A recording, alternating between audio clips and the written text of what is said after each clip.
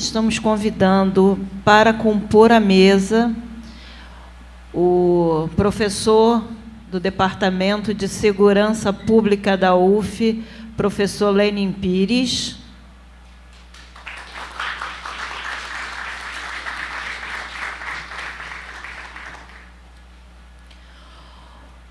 O ex-ministro do governo Lula, do governo Dilma, embaixador Celso Amorim.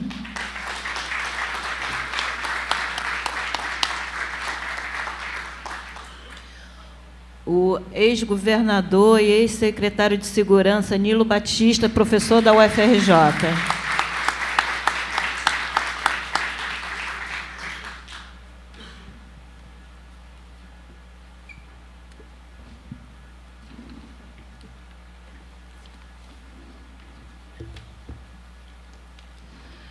Bom, desde já, a gente, em nome do Sindicato dos Trabalhadores em Educação da UFRJ, agradece aos palestrantes que aqui estão, entendendo que esse é um momento ímpar na história brasileira e o Rio de Janeiro está sendo usado como vitrine desse governo ilegítimo e das forças que apoiam esse governo, e que a questão de segurança é uma questão muito além e que, com certeza, a partir desse debate, da contribuição de quem aqui está, poderemos sair daqui fortalecido, né? Nesse primeiro momento de encontro nosso, com certeza todos irão replicar o que aqui for discutido e a gente consiga, de fato, construir um movimento muito grande de resistência aqui na UFRJ e na comunidade aqui em torno, que também foram convidados, e é importante a universidade também transpor os muros, né, e fazer essa discussão, chamar a sociedade para ela. Então, o que a gente espera, o que o sindicato espera, é que todos que estão aqui, das mais variadas origens e dos mais variados movimentos também, que estão aqui, que repassem, repliquem o que aqui foi discutido, que a gente saia daqui fortalecido. A dinâmica do debate vai ser o seguinte: a gente vai abrir agora 2 minutos a 3 para uma breve saudação da comunidade aqui universitária, representada pela ADUFERJ e pelo DCE, se já houver chegado o representante do DCE. A gente abre para a saudação dessas entidades, né, da comunidade, e depois a gente abre o debate, sendo 20 minutos de exposição para cada debatedor, e depois a gente abre para o plenário.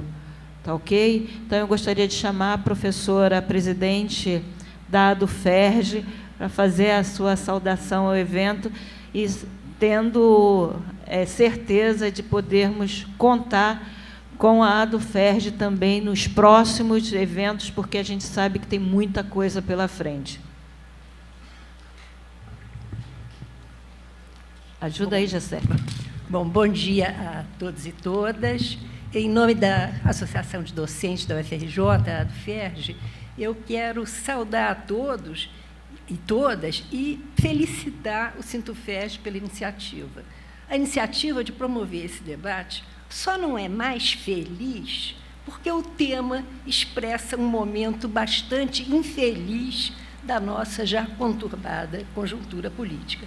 Mas, pelo menos, a escolha dos debatedores é de extrema felicidade, porque aqui estão 3 dos melhores, dos mais profundos conhecedores da questão da segurança pública.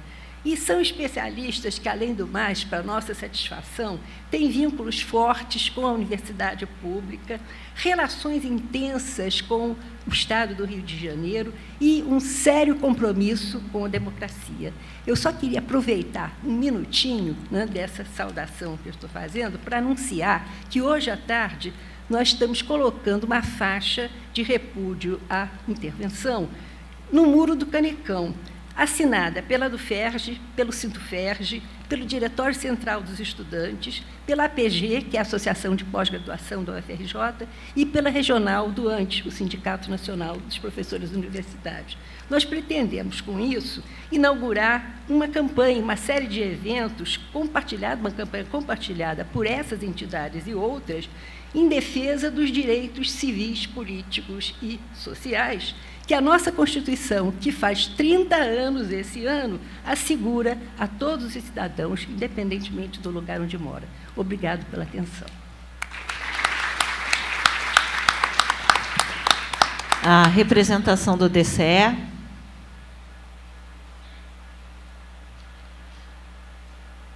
Bom, e não estando aqui, foram convidados e, infelizmente, ainda não chegaram.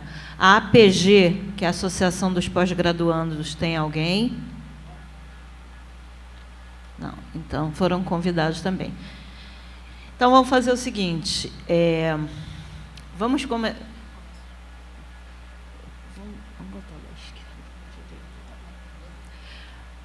Vamos começar pelo professor ex-governador Nilo Batista. Vamos começar da esquerda.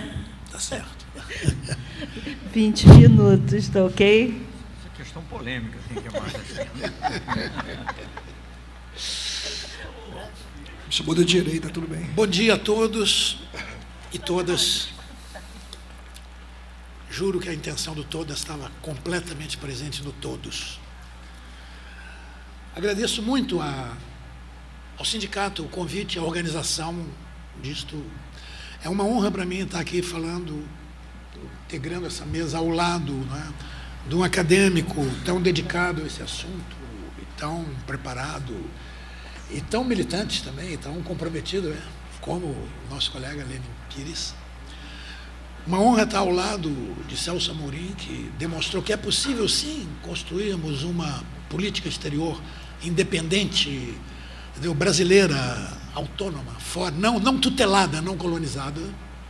Bom, e vou dizer uma coisa, não gosto de ser chamado de governador, de que fui governador, porque na verdade não fui governador. O governador foi Leonel Brizola.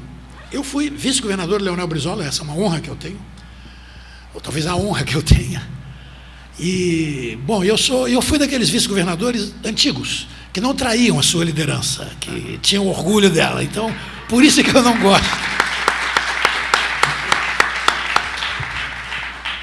Bom, eu acho que a situação que nós estamos vivendo, essa intervenção, ela é o resultado, estou no 10h20, 10h40, portanto, não é isso? Não, 10h25, 10h45. É isso mesmo? É isso. Exatamente. Está na confluência de dois processos. O primeiro é a evidentíssima crise de legitimidade, né, que este governo que está aí, e particularmente a figura que nesse governo ocupa a cadeira presidencial, vai levar até o fim da vida. Não é até o fim do mandato, é até uma crise de legitimidade, é ilegítima, e que o obriga, né, a um conjunto de manobras publicitárias, na qual ele vai servindo, né, aos interesses das oligarquias brasileiras, né, ensino médio, escola sem partido, todas a velha legislação trabalhista, getulista, finalmente ele conseguiu, e a reforma da Previdência naquelas bases, né, em que, enfim, e de repente, outro dia, foi muito diferente o que aconteceu em 94 do que aconteceu agora, nem vou perder tempo com isso. Nós resistimos o que podíamos, fizemos uma redução de danos e não entregamos à administração do Estado coisa nenhuma a eles. Eles ficaram fazendo o seu espetáculo, né, e nós continuamos o que tínhamos feito. E eu, claro, o general daquela ocasião, que, não agora, eu acho que o interventor está sendo extremamente discreto e polido, e como ele falou, muita mídia, ali eu falei, bom, este homem está percebendo o que querem que ele faça, o que essas oligarquias, representadas pela mídia, porque a situação no Brasil é o seguinte, criminaliza-se tudo, porque foi introduzido e as esquerdas não perceberam o perigo, a ideia de que era possível, através do sistema penal, você aprimorar alguma coisa. Bom, o sistema penal, historicamente, é o opositor de todos os avanços. Todos os avanços da humanidade foram feitos contra o sistema penal. Não obstante, no processo de saída da ditadura, entendeu-se que haveria alguma coisa sacral, assim, em certas corporações que poderiam, e que não dispunham e não podem dispor, enfim, há até sistemas em que dispõem da legitimidade democrática que provém da vontade popular. Bom, a única coisa que eu vi de comum era o seguinte: do mesmo jeito que agora a intervenção esconde um problema, enfim, o fracasso da Previdência, ele não pôde apresentar a quem pode lhe dar sustentação, a esse capital vídeo financeiro que hoje dá as cartas. Como ele não podia entregar a Previdência, ele então saiu correndo, apresentou, tem andando no Congresso, até houve pareceu indelicado, o presidente argumentar com procedimentos internos do Congresso Nacional, mas ele veio ali 15 medidas, cada uma delas, todas elas antipopulares, porque dali só vem coisa antipopular. E escondeu isso. Também em 94, o presidente nacionalista Itamar Franco estava escondendo a privatização da Companhia Siderúrgica Nacional que ele fez. Eu levei naquela ocasião, lá mostrei que o Rio de Janeiro não tinha uma situação absolutamente pior do que São Paulo, ou pior do que muitos outros estados. Levei, mas não adiantava, porque o problema é publicitário. Quando um publicitário quer fazer uma publicidade, quer, enfim, dizer ao povo que esse produto aqui é muito bom, que essa pessoa é maravilhosa, então, um pouco é esse esgotamento dos álibis de sustentação da escassíssima, ele não tem legitimidade nenhuma, mas então tem que ser. E no Brasil criminaliza tudo, menos duas coisas: não se criminaliza a imprensa, acabaram com a lei de imprensa, que tinha coisas boas. O sigilo de fonte estava na lei de imprensa. Se não tivesse na Constituição também, quando o Supremo fez aquele grande obséquio para as 12 famílias que são as donas da comunicação social no Brasil, se o Supremo tivesse feito aquele obséquio, e não tivesse já na Constituição, o sigilo de fonte ia. Estava lá também, naquela lei, a restrição, ou seja, a exigência de nacionalização de certos meios de comunicação, aquilo tudo foi embora. E a outra coisa também que não se pode criminalizar são os abusos dos integrantes do sistema penal. Quando se fala numa lei de abuso de autoridade, imediatamente aparecem editoriais. Isso é contra fulano, contra Beltrano. Eu devo dizer uma coisa para vocês entenderem: eu não posso falar nada sobre a Lava Jato, porque eu sou advogado da Petrobras. Foi o mesmo motivo pelo qual não pude advogar. Ainda que, na minha opinião, como eu sustentei, os assuntos pelos quais o presidente Lula está respondendo não tenham nada a ver com a Petrobras. Foi o que eu tentei sustentar. Mas quando foi afirmada a competência, eu tinha que seguir as regras da minha profissão. E o advogado não pode, na mesma causa, e mesma causa no mesmo processo, defender partes conflitantes. Este é um pequeno crime dos advogados, que é um patrocínio infiel, é o nome desse crime. Eu não podia. A hora que foi afirmada a competência de Curitiba, que, a meu ver, é completamente artificiosa, isso eu sustentei, eu tinha que interromper ali. Então eu não posso falar disso. Mas em nome de... Então não se pode... Então o abuso de poder, que é o crime, não. Então, tirando a mídia e tirando os integrantes do sistema penal, qualquer abuso está criminalizado. Nós apostamos na pena. Esse é outro processo. A meu ver, a confluência vem, de um lado, da crise de legitimidade do Temer. De outro lado, de um clima que foi se instaurando na Europa, nos Estados Unidos, na comunidade europeia, nos Estados Unidos.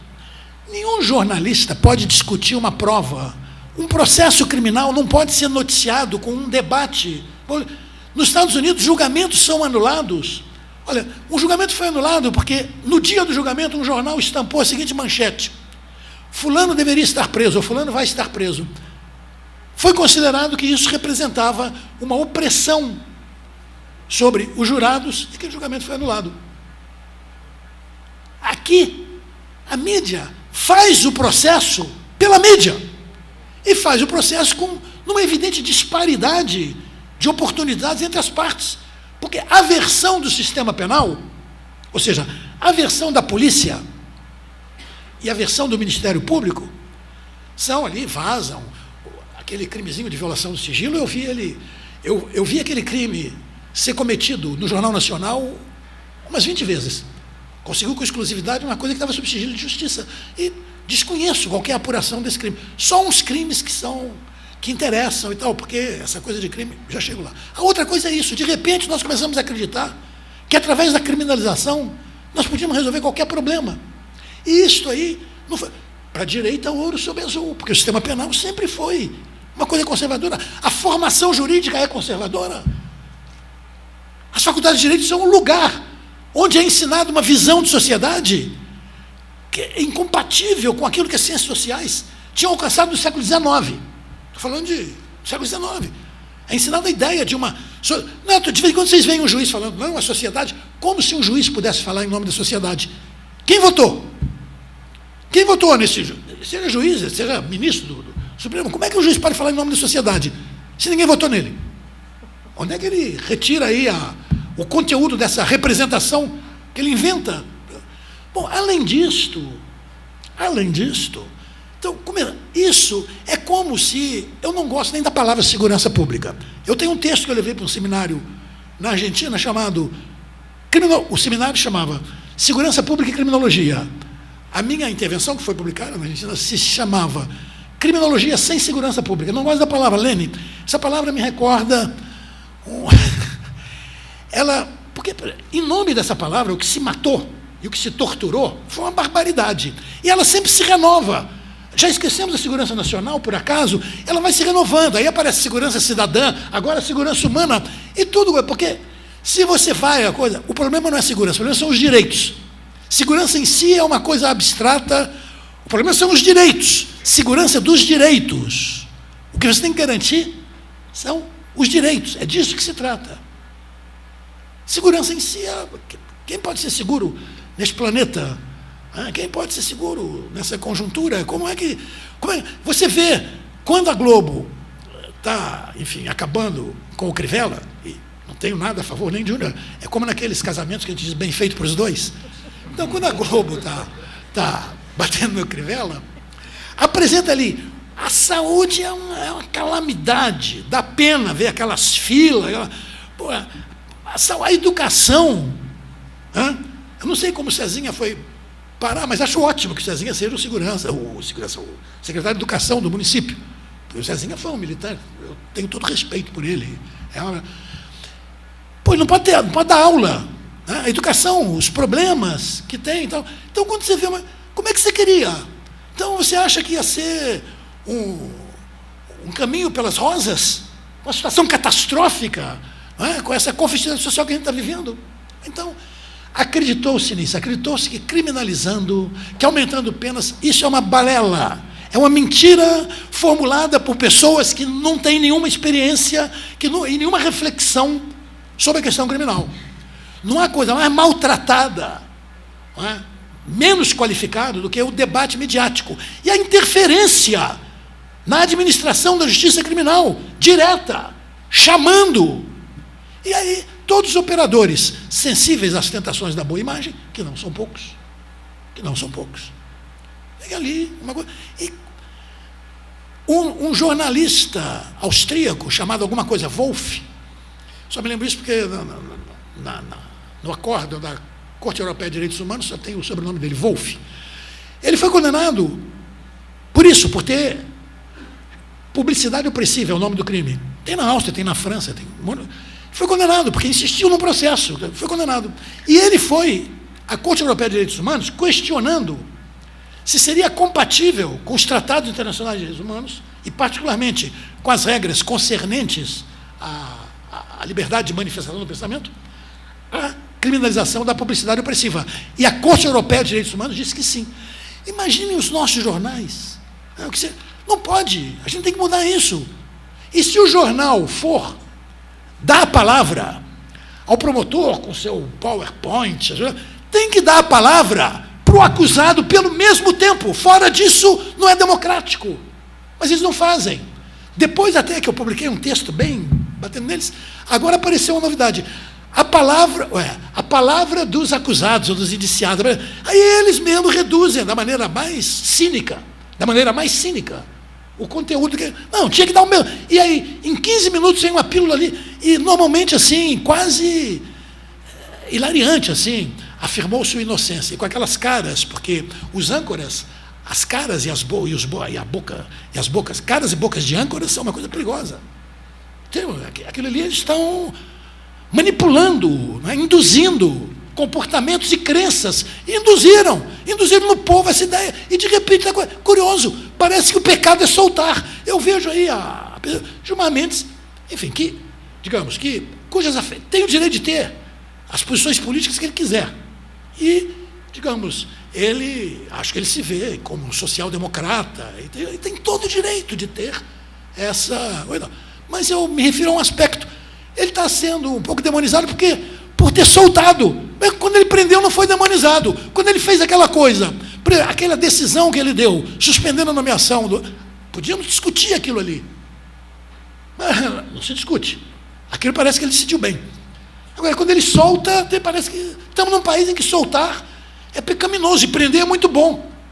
Então, a nossa Constituição vai virar um regulamento penitenciário até quando? Nós vamos cair neste golpe das oligarquias. Até quando as esquerdas não vão se dar conta de que tem que qualificar mais o seu debate sobre a questão criminal, uma compreensão maior dos processos históricos, dos sistemas penais brasileiros, e particularmente do Brasil, que nós tivemos até não vou dizer um século atrás, porque os efeitos sociais da escravidão subsistiram, a República Velha toda.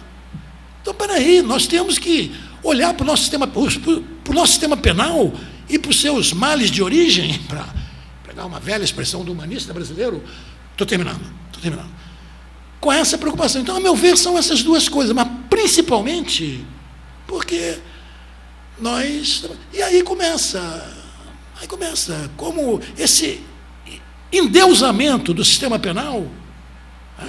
Pena, gente, pena é imposição de sofrimento mal medida e autorizada. Mal medida porque o jovem juiz que aplica ali uma pena de 10 anos, ele está se referindo a um tempo linear, mas ela vai ser executada num tempo existencial, alcançando a família, os amigos, os projetos, dentro das microopressões penitenciárias.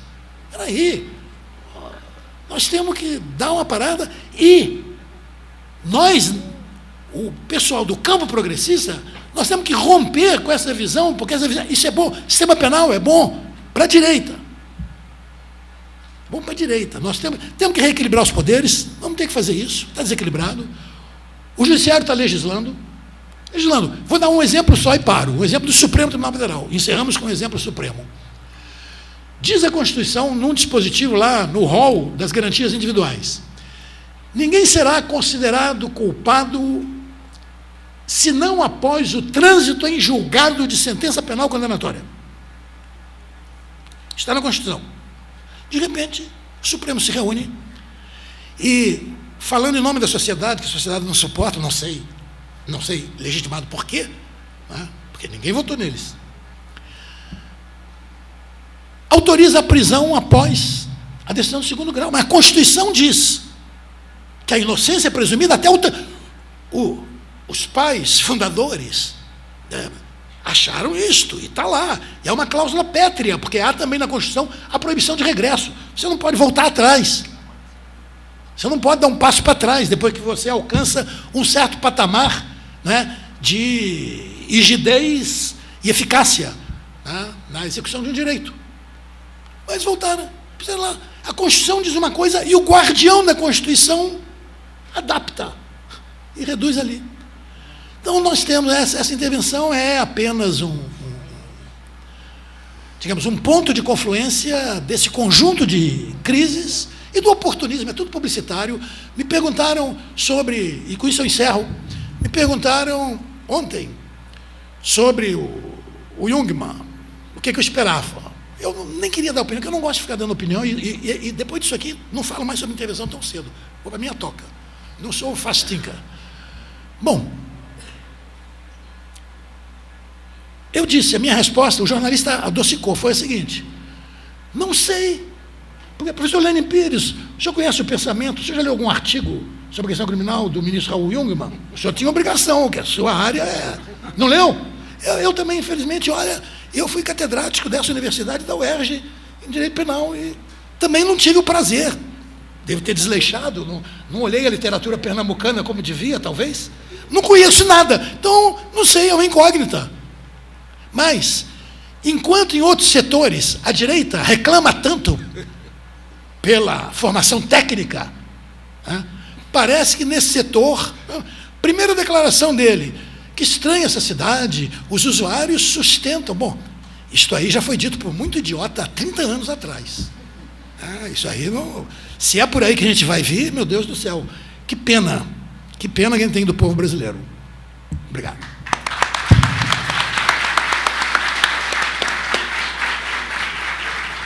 Bom, gostaria de registrar a presença do prefeito do campus aqui da UFRJ, Paulo Mário.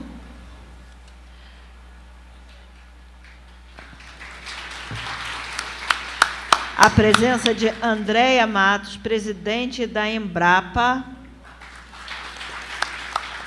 deputado federal e ex-ministro do Trabalho do governo Dilma, senhor Brizola Neto. Bom, agora passo a palavra ao embaixador Celso Amorim. Bem, muito obrigado a todos. O professor Oscar que fez uma referência logo no início, na apresentação da leitura do manifesto, a minha atuação como ministro das Relações Exteriores. Para mim também é uma satisfação estar nessa mesa com um acadêmico tão bem formado e com o nosso governador Nilo Batista, um grande especialista. Eu acho que já foi aqui mencionado pelo governador o quadro geral, o contexto geral em que a intervenção foi feita, né? Evidentemente, ela tem esse lado de buscar uma possível legitimação a posteriori de um governo cada vez mais fraco, não só porque ia perder a votação da Previdência, mas porque é um governo com popularidade baixíssima e buscando um tema que tem, evidentemente, repercussão no povo, porque a questão da segurança é uma questão, ou pelo menos a percepção da questão da segurança é uma questão real. Atuando nesse sentido, ele procurou demonstrar que estava governando, né? Eu acho que isso é uma coisa bastante óbvia. Eu acho que já na véspera do dia da decretação da intervenção, eu percebi isso quando ele comentou, houve um comentário ao mesmo tempo sobre Roraima e sobre o Rio de Janeiro.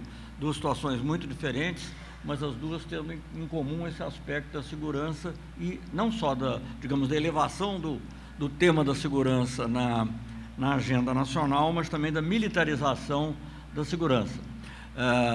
No caso de Roraima, é algo muito preocupante também, porque é uma situação de fronteira, né? E aí eu, como ex-diplomata e ex-ministro das Relações Exteriores, vejo isso com muita preocupação.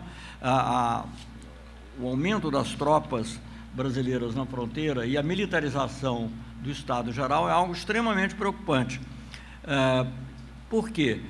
Porque essas situações são muito delicadas, mesmo quando não há nenhum problema maior. Eu me recordo de muitas vezes, como ministro do exterior, tendo que apagar um incêndio ou outro, porque uma manobra na fronteira, não como ministro da Defesa, quando ministro da Defesa eu tomava cuidado prévio de evitar que acontecesse, mas como ministro das Relações Exteriores, tem que apagar uma fogueirinha ou outra. Não eram coisas graves, nem intencionais, mas porque, por acaso, numa manobra de fronteira, se atravessava ali a fronteira, e isso é uma coisa sagrada, né?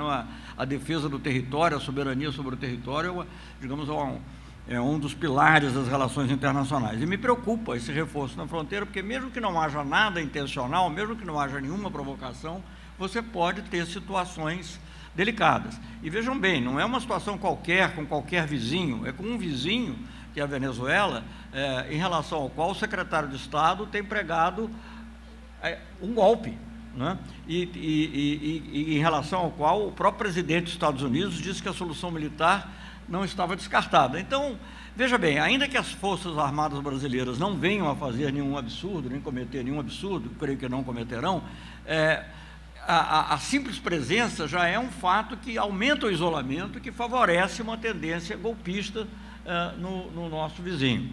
E, em segundo lugar, a questão de tratar o tema humanitário, que há um tema humanitário real dos refugiados. Muitas vezes isso até requer mesmo uma presença militar para resolver alguns dos problemas, mas tratar dele nesse contexto, dessa forma, também tem uma perigosa mistura entre o tema humanitário, o tema dos refugiados, com o tema da segurança, né? Eu também tenho muita preocupação com a tendência a securitizar todos os temas viram temas de segurança, porque um tema de segurança é um tema que justifica o uso da força, não é? Quer dizer, inclusive em situações humanitárias. Se nós formos ver o que a doutrina recente que tem sido aplicada, não quero dar exemplos extremos, porque eu não creio que ocorrerão, mas em muitas situações intervenções militares ocorreram a pretexto de situações humanitárias. Então nós temos que olhar isso com muito cuidado, porque às vezes as coisas vão acontecendo sem que a gente perceba, e quando a gente percebe, às vezes já é tarde para recuar,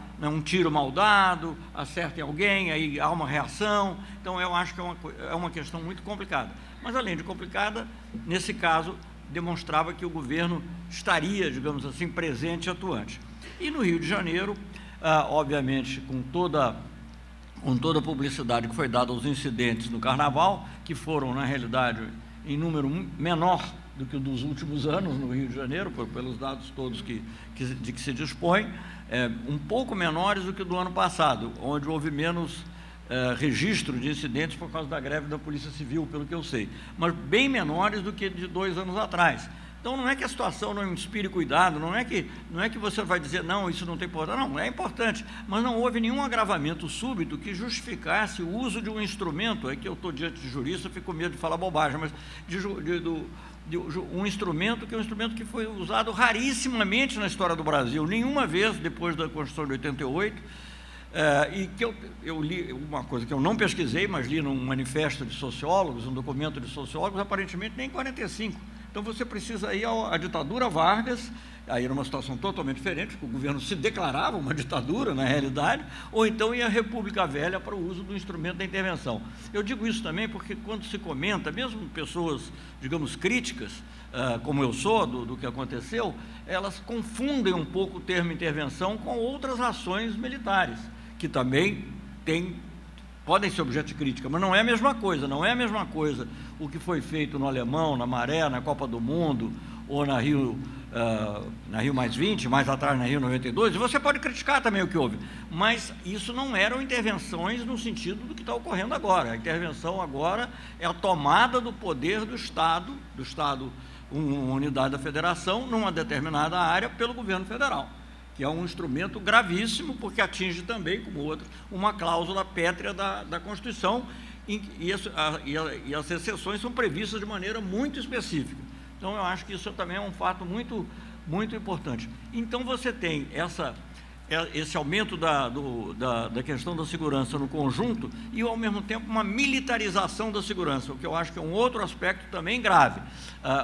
Segurança pública, como você esse nome, eu não sei se depois eu queria que o professor me esclarecesse um pouco mais, mas, digamos, segurança é algo que tem que ser cuidado, inevitavelmente. Ainda que as raízes, que nós sabemos, são sociais, né, as raízes têm a ver com esses problemas da saúde, educação, né, o governo aqui do Leonel Brizola tentou melhorar esse aspecto com o ensino de tempo integral, que eu acho que é uma das coisas mais importantes, evitar justamente que as crianças e os jovens sejam expostos à criminalidade. Enfim, todas as outras questões sociais, eu não vou aqui discorrer sobre todas elas, mas saúde, emprego, todas essas questões, empregos para jovens, tudo isso que poderia retirar da criminalidade e a qual não está se dando atenção, é que é a raiz do problema da segurança. Mas a verdade é que há uma manifestação que é na segurança, mas não há por que militarizar esse aspecto, até porque eu fui ministro da Defesa, as Forças Armadas não existem para isso e não devem existir para isso. As Forças Armadas são para defender o país de um inimigo ou de um adversário externo que venha nos atacar, coisa que, aliás, pode ocorrer, porque as pessoas dizem, o Brasil é um país pacífico. Não, pode ocorrer. A Segunda Guerra Mundial, a gente no começo até estava assim meio neutro, mas quando começaram a afundar nossos navios, a gente teve que, de alguma maneira, não vou entrar na polêmica que existe em torno a respeito, mas quando começaram a afundar nossos navios, nós tivemos que entrar, participar do conflito.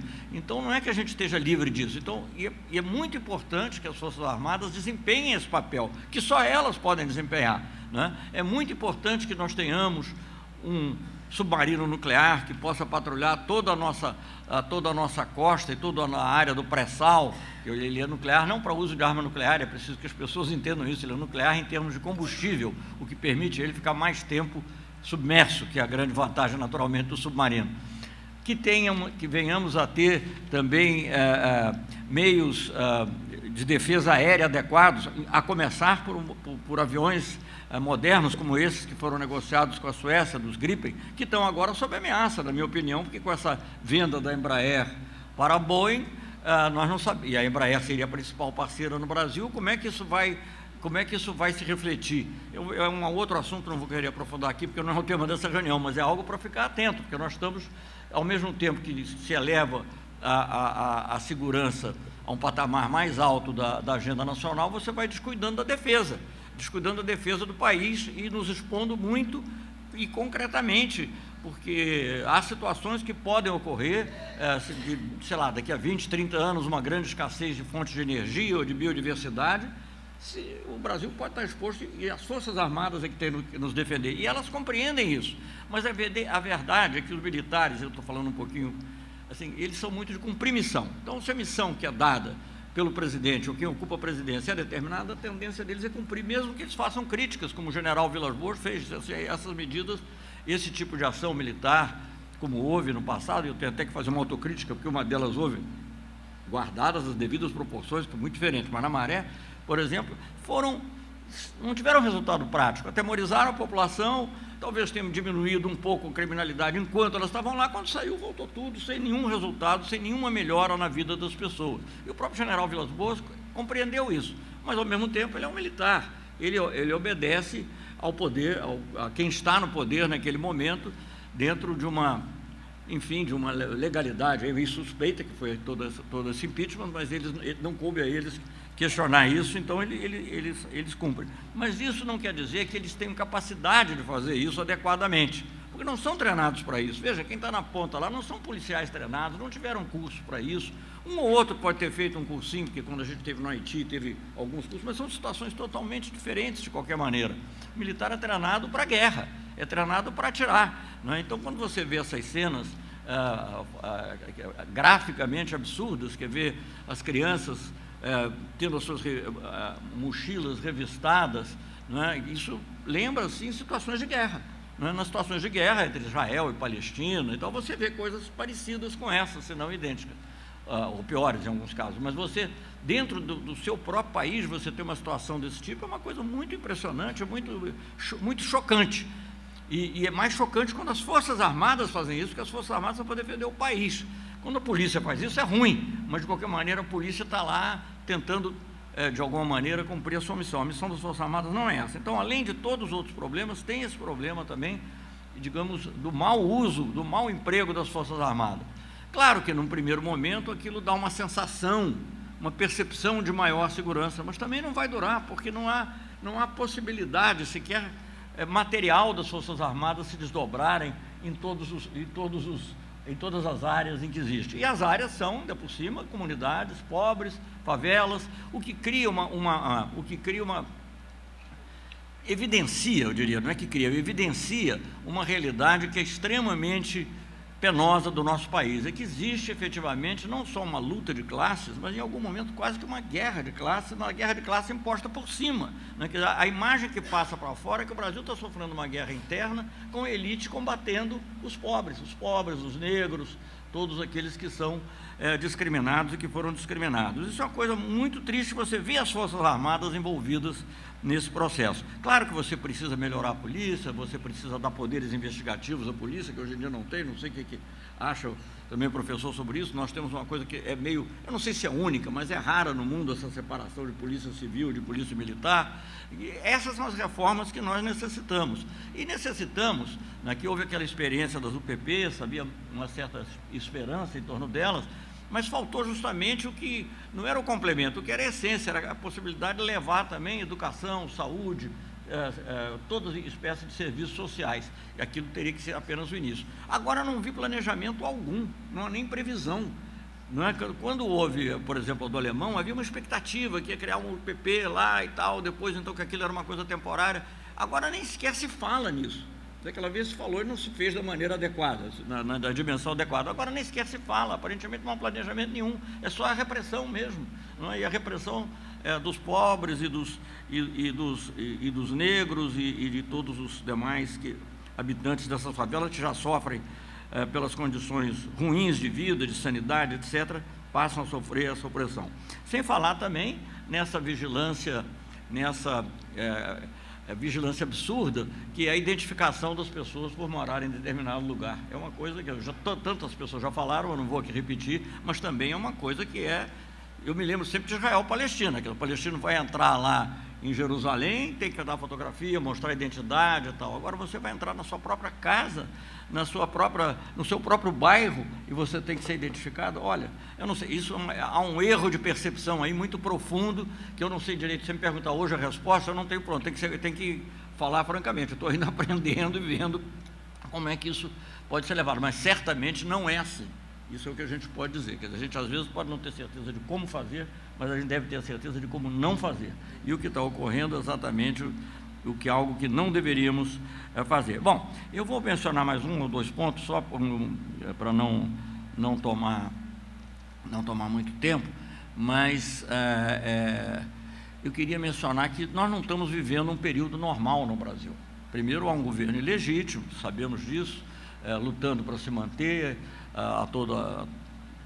com todos os recursos financeiros e outros, e agora apelando, digamos, para essa sensibilidade que tem o tema da segurança para tentar alguma popularidade em torno disso. Quer dizer, primeiro ele procurou se reforçar com as oligarquias nacionais e internacionais que o apoiaram através dos programas de reforma das leis trabalhistas, de privatizações. Privatizações não são privatizações, são internacionalizações, porque não tem uma empresa, não tem nenhum Hermílio de Moraes comprando uma empresa que era do Estado, que estão comprando são interesses estrangeiros, todos, né? Então, ele se legitimou com os seus verdadeiros mandantes através das privatizações e das nacionalizações e das reformas antipopulares, e agora está tentando buscar se legitimar minimamente com a população, tocando num tema que é sabidamente sensível. Eu tenho para mim que eles não vão, em muito breve, até o pouco que eles puderem ganhar agora a curto prazo, em termos de sensação de segurança, vai desaparecer.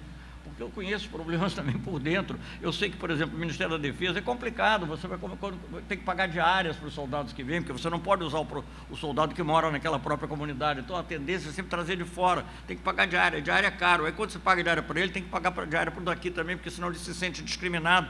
E isso é um problema, poderia ser menor, mas na realidade é um problema grande para dentro do Ministério da Defesa. Então, eu não acredito que isso dê resultado, vai acontecer, nós vamos ter não uma maré, mas super marés, e com o defeito maior de que nós estamos tendo algo que não é sequer coordenado com o Estado, porque o Estado está eliminado totalmente, mas a intervenção do poder militar diretamente. Mas, além disso tudo, eu queria chamar a atenção para o fato de que num ano assim excepcional como esse, que é um ano eleitoral, e um ano eleitoral em que há a visível tentativa, eu ainda espero, porque eu sou sempre otimista que não seja bem sucedida, mas enfim, há uma marcada tentativa e esforço para tirar da competição o candidato que tem maior apoio popular, que é o ex-presidente Lula, e isso tudo com grande, até por isso eu iniciei um manifesto chamado Eleição Sem Lula é Fraude, né, que teve 240 mil assinaturas até agora.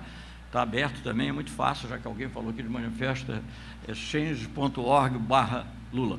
Mas, enfim, num ano eleitoral com essa característica, né, de que você tem um candidato mais popular, possivelmente sendo barrado das eleições, com uma situação, ao mesmo tempo, social grave, porque o desemprego continua, apesar da ligeira recuperação, a propalada recuperação da economia, você tem um risco de ter manifestações sociais sérias. E, ao ter, você já está com as Forças Armadas na rua. Aí eu acho que é algo, governador, é algo muito preocupante, porque a fronteira entre o que é combater o crime e o que é combater o movimento social, nós percebemos, mas eles muitas vezes não percebem. E aí nós temos um risco muito grande de uma crise grave, e algo que pode até não ter sido pensado como um golpe dentro do golpe, pode acabar se tornando. Eu fico muito preocupado com isso, acho que é algo que é preciso estar muito atento e... Enfim, então eu queria só com essas palavras terminar e agradecer aqui a todos a paciência para me ouvir.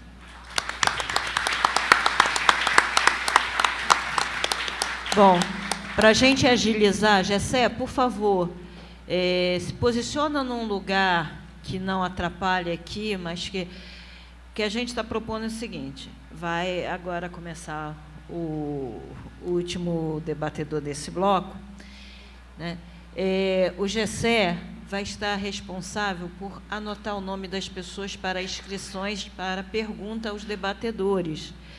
Vai ser de 2 minutos para perguntas, né, e intervenção mais em 2 minutos, e aí entregar ali, por favor, em silêncio, para não atrapalhar a qualidade do debate, ao Gessé. Gessé, levanta aí a panfletinha.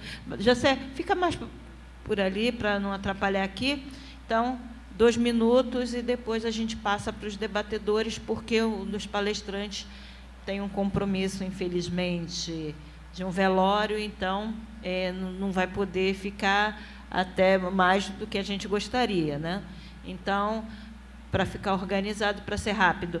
Outro aviso é uma errata, tá? Que a Andréia não é presidente da Embrapa, é presidente do Sindicato dos Trabalhadores da Embrapa, tá ok? E gostaríamos também de registrar aqui a presença da representação da CUT estadual, né, companheiro Jadir, e do professor Luiz Pinguelli Rosa, aqui presente, que é da diretoria da COP e militante histórico também dessa universidade.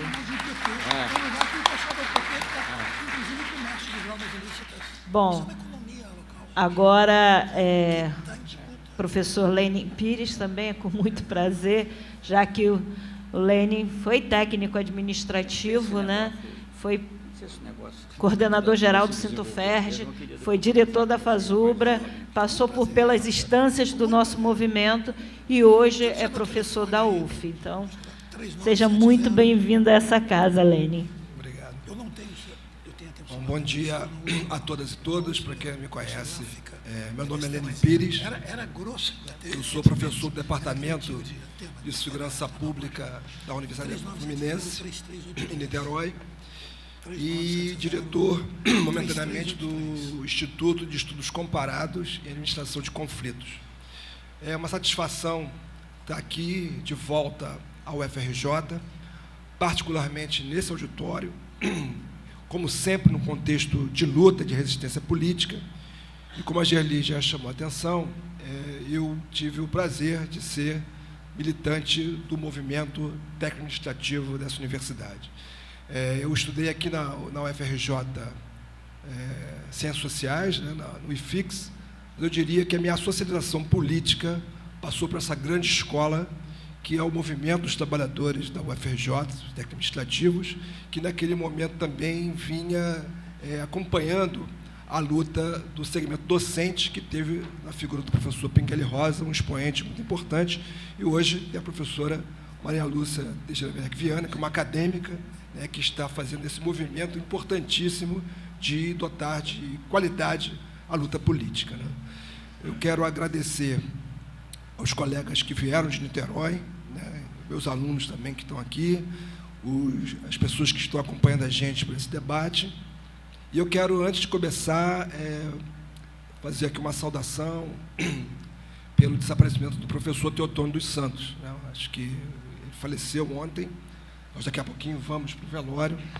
É uma figura de ponta, né, do mundo acadêmico, E se houve assim, um autor que realmente pensou essa ideia de uma teoria da dependência, isso foi o Teotônio dos Santos, e não o outro que mandaram esquecer, né? Então, que disse que deveria ser esquecido aquilo que falou sobre isso. Então, realmente é uma pena termos menos um na luta que nós estamos empreendendo nesse momento. Professor Teotônio dos Santos. Eu vou fazer uma fala que não é necessariamente uma fala acadêmica. Eu acho que o momento, como meus colegas, né, que me antecederam, e que é um prazer estar aqui, né, o professor Nilo Batista, o embaixador Celso Amorim, fizeram uma fala marcadamente política. Acho que o momento é justamente esse, de chamar atenção para a gravidade do que se coloca hoje no Rio de Janeiro e, a partir do Rio de Janeiro, a possibilidade disso se dispersar pelo território nacional. Mas eu quero começar considerando aqui uma hipótese de que essa temática da segurança pública, que o Nilo Batista criticou, essa temática é uma temática crescente e ela envolve uma tensão permanente entre contextos e pretextos. O contexto da segurança pública, por sua vez, ele pode ter uma dimensão pública, conhecida, experimentada de alguma maneira por todos, e há também dimensões um pouco mais recônditas, vividas por segmentos particulares, a partir de interações e lógicas específicas. Estou falando no caso, por exemplo, das agências policiais, ou de moradores de favela, ou de traficantes de droga, né, onde a experiência com essas dimensões elas são muito particulares. Do ponto de vista público, o contexto de segurança pública envolve uma série de questões que muitas vezes são hiperbolizadas pelas mídias, né? Construindo imagéticas que vai nos levar, então, a pensar que há um contexto de segurança pública onde, por exemplo, há muitas mortes de policiais. E, de fato, nos últimos 10 anos, a média de policial militar morto no Rio de Janeiro é da ordem de 150. 150 policiais morrem por ano nos últimos 10 anos, com oscilações, uns anos mais, outros anos menos. Policiais esses que são responsáveis pela morte de pelo menos 1.500 pessoas por ano nos últimos 10 anos. Então, essas duas imagens, as duas imagéticas, são insensadas e são trazidas à nossa consideração para pensar, poxa, esse é um contexto dramático, complicado. E é mesmo, né, porque isso é apenas um substrato de uma série de questões que também envolvem outras dinâmicas. Roubo de carga, assalto de veículos, roubos de residências, assaltos a transeuntes, quer dizer, tudo isso é trabalhado, tudo isso existe, acontece, e é trabalhado cada vez mais pelas mídias como o grande problema, o grande assunto, sendo que tudo isso tem um pano de fundo que tem a ver com o que a gente chama, lá na Universidade Federal Fluminense, a partir da nossa rede de pesquisa, a desigualdade estrutural sobre a qual se organiza as agências do Estado para estabelecer controle, né, e administração de justiça. E essa desigualdade estrutural, ela se dá do ponto de vista social, mas também jurídico, né? Jurídico por quê? Porque talvez o Brasil seja o único país no Ocidente onde as previsões normativas elas são diferentes para as pessoas, dependendo do seu status social. Para quem esse é um debate bastante complexo, mas eu vou dar aqui um exemplo muito pueril, que é a ideia da prisão especial. Você pode cometer um crime, todo mundo pode cometer um crime. Aliás, essa é a lógica, né, da criminalidade moderna. Agora, há uma diferença. Se eu, que sou um professor universitário de nível superior, cometer um crime, e uma pessoa que não tem nível superior. Do ponto de vista da instrução, na instrução do processo, nós vamos aguardar isso, possivelmente, se formos presos, em lugares diferentes. Eu, certamente, vou para uma prisão especial, enquanto o outro vai para uma prisão onde acontecem aquelas barbaridades que também são trabalhadas né, nessa imagética patrocinada pelas mídias. Execuções, rebeliões. Ora, isso é previsto normativamente. Então, numa sociedade onde isso acontece, o que é que você tem como resultado? Você tem resultado um Estado que se organiza para administrar essa desigualdade e vai organizar as suas agências também de acordo com essa lógica desigual. O que eu quero dizer? Quero dizer que quando você olha para as agências policiais, por exemplo, essa desigualdade também está estabelecida na forma de organização, de estruturação das suas práticas. Não é a mesma coisa ser um oficial da Polícia Militar ou ser um delegado de polícia do que ser um praça, um soldado, um sargento ou ser um inspetor, um tira. Não é a mesma coisa. Não é a mesma coisa. E veja bem, quando você olha para essa estrutura, essas agências, você vai notar que acontece naquelas agências uma coisa muito parecida que acontece na sociedade. Há um gradiente de cor, de coloração, de composição étnica racial. Eu não vou fazer aqui um debate sobre etnicidade, mas a Polícia Militar, por exemplo, ela é mais negra na sua base social, entre os praças, e ela tende a ser, do total, mais negra do que a Polícia Civil, que, por sua vez, é menos branca do que a Polícia Federal. Que, por sinal, a Polícia Federal essa, que é a única do país que tem o chamado ciclo completo, ou seja, que investiga e atua extensivamente, já que a Polícia Militar e a Polícia Civil nos estados dividem essa função. Uma investiga, do ponto de vista normativo, e a outra atua ostensivamente. No fundo, as duas agências fazem a mesma coisa. Na prática, tanto a Polícia Militar atua ostensivamente e faz investigação, não é por acaso que existe uma coisa chamada P2, todo mundo conhece, já ouviu falar, chamado Serviço Reservado, e a Polícia Civil, que é também a Polícia Judiciária, como o professor Lilo Batista sabe bem, não se restringe à atuação do ponto de vista de informar o judiciário. Ela também atua ostensivamente, haja vista, por exemplo, a existência de uma coisa chamada CORE, né? Coordenadoria de Recursos Especiais da Polícia Civil, que tem um modus operandi muito parecido com uma coisa chamada BOP, né? Batalhão de Operações Especiais, que, veja bem, nesse país, há mais ou menos 10 anos atrás, foi incensado com um filme que ganhou uma bilheteria extraordinária, né? E teve versão 1 e 2 para a Tropa de Elite. O que é que faz o BOP? O BOP mata. O BOP foi feito para matar. Ou seja, o BOP é a estratificação dessa militarização da segurança pública, que não está restrito apenas ao BOP, não está restrito apenas à Polícia Militar, também está na Polícia Civil, que deveria atuar, veja bem, informando os elementos para a administração de justiça. E vai trabalhar matando dentro dessa lógica desigual. Por isso que você teve uma coisa no Rio de Janeiro chamada UPP, Unidade de Polícia Pacificadora, em localidades que interessavam. Por quê? Porque naquele momento havia o pretexto dos Jogos Olímpicos, havia o pretexto da Copa do Mundo, dos grandes eventos, como no passado a segurança pública foi o pretexto, por exemplo, a uma coisa chamada Moreira Franco se tornar governador em 1986, derrotando Darcy Ribeiro, dizendo, naquela época a segurança pública tinha uma outra categoria, né? Era a violência, dizendo que ele ia acabar com a violência em 6 meses.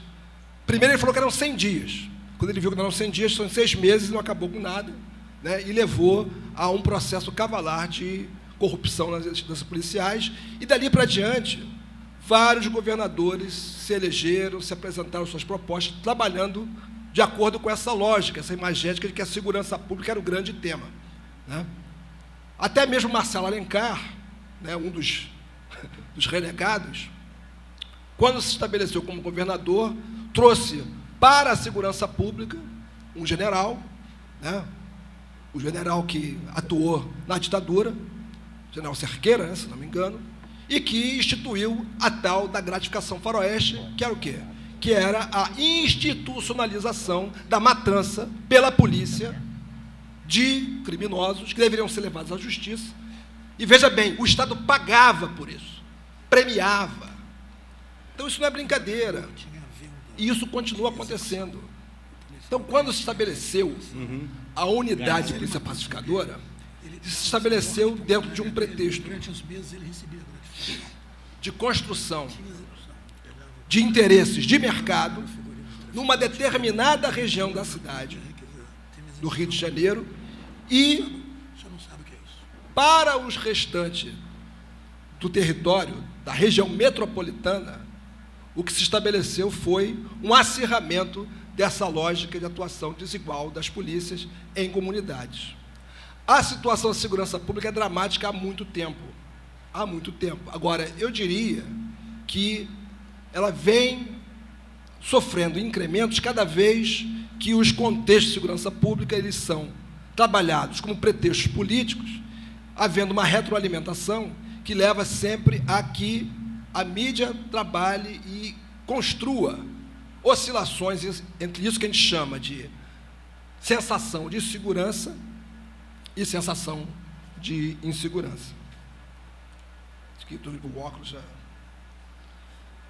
Segurança pública também foi o pretexto utilizado pelo César Maia para derrotar a Benedita em 1992, com o tal dos arrastões. Vocês lembram disso, né? O Garotinho foi eleito em 98, também com uma discussão. Ele escreveu um livro, junto com o coronel Jorge da Silva, sobre segurança pública, foi fazer um seminário na França, Eduardo Soares, junto com o Luiz Eduardo Soares. Junto com o Jorge da Silva, depois ele escreveu um com o Luiz Eduardo Soares. Mas tem um livro, Segurança Pública, do Garotinho, com Jorge da Silva. Eu tenho, depois eu posso...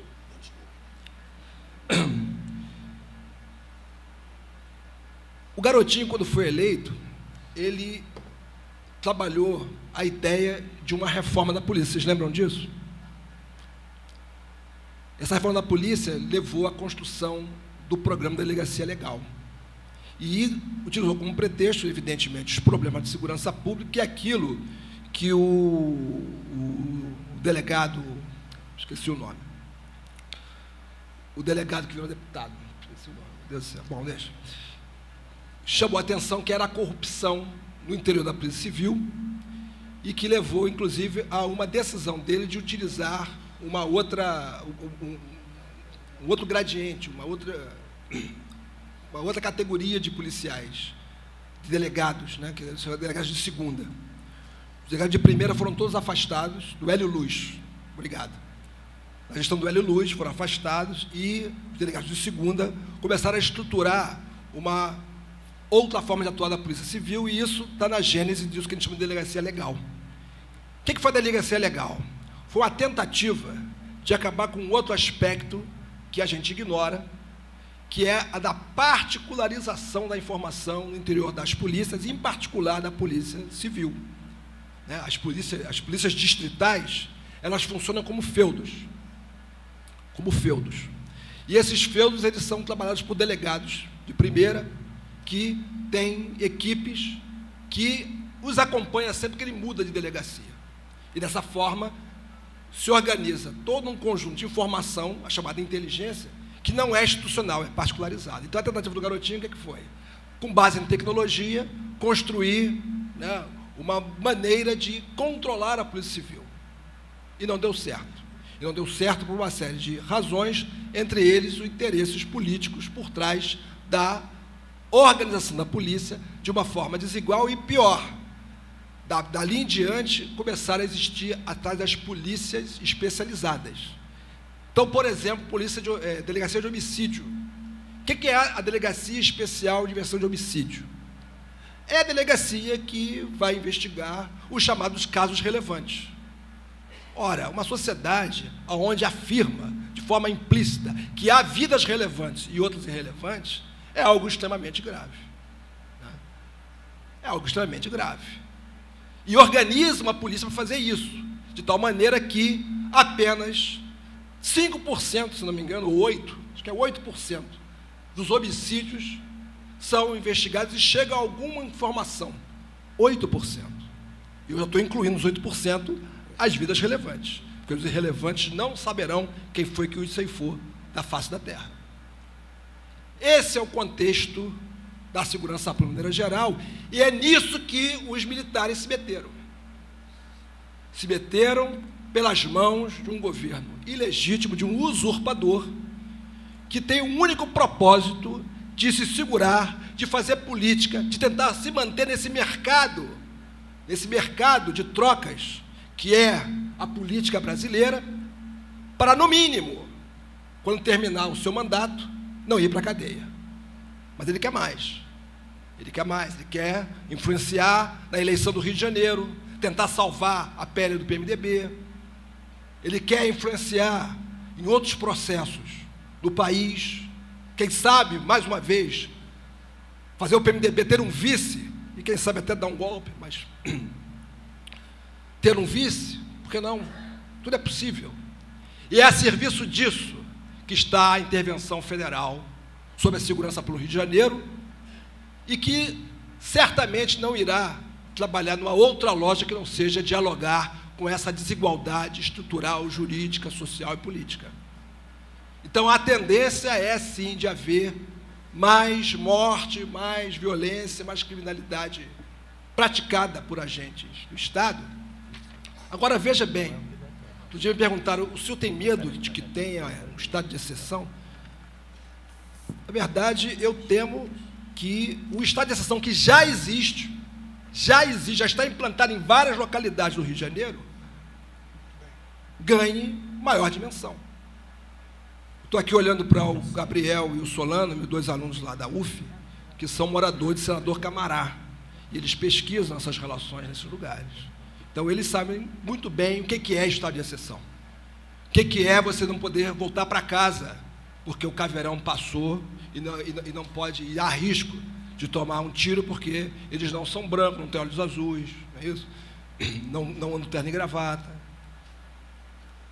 Eles sabem o que é fazer a reforma de uma casa, de um quarto, e o pedreiro naturalizadamente, está na dissertação do Gabriel, naturalizadamente reforçar uma parede, porque é ali que tem tiro toda semana. Eles sabem o que é estado de exceção. E há um risco objetivo de que isso possa acontecer com todos nós a partir do momento em que essa coisa toda sair de controle. Porque os interesses do mercado, eles podem chegar a esse limite. Olha só, nessa crise toda que está acontecendo, e com isso eu vou terminar a minha fala, já repararam que a Bolsa subiu? A Bolsa está subindo. Já repararam que o dólar não oscila? O dólar está lá, 3,20. Olha só, o mercado está gostando do que está acontecendo. Está gostando. Está gostando, e ele é o grande senhor das maldades que pode, enfim, chegar, a partir de uma intervenção federal sobre a segurança pública, ampliar esse estado de exceção. Eu não sei, eu não estou muito seguro se a gente vai ter eleição esse ano, sinceramente. Não estou nada seguro com relação a isso. E acho que a gente tem que se mobilizar, acho que a gente tem que ir para a rua, acho que a gente tem que chegar e dizer, tanto quanto possível, né, que basta. Quando um jornalista me pergunta, professor, o que fazer? Eu digo o seguinte, olha só, eu não fui eleito para dizer o que fazer, o Lenin que falou sobre isso é o outro. Agora, eu não tenho nenhuma dúvida que nada pode ser feito com o governo ilegítimo que está aí. Então, no mínimo, eu tenho que dizer para você, eleições gerais já. É panfletário, mas, sinceramente, eu não quero interagir naturalizadamente com isso que se estabeleceu a partir de todas essas ilegitimidades em curso. Fico por aqui e a gente debate na sequência. Obrigado.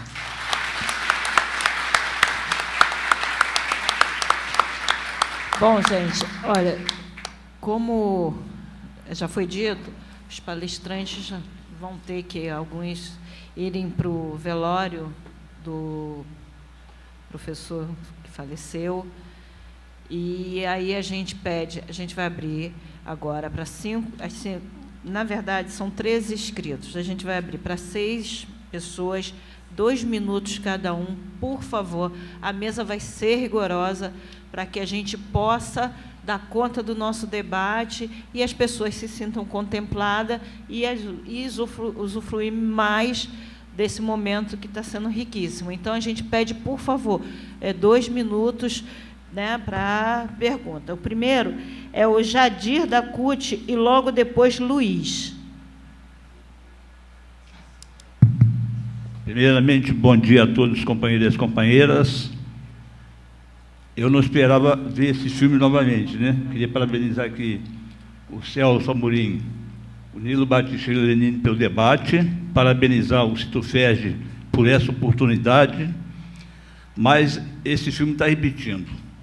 O intelectual mesmo, Moreira Franco, eu sou metalúrgico de Volta Redonda, da CSN. No governo do Moreira Franco e do Sarney, e o regimento do Exército é o mesmo, mudou só o comandante, e que está no Rio de Janeiro de novo.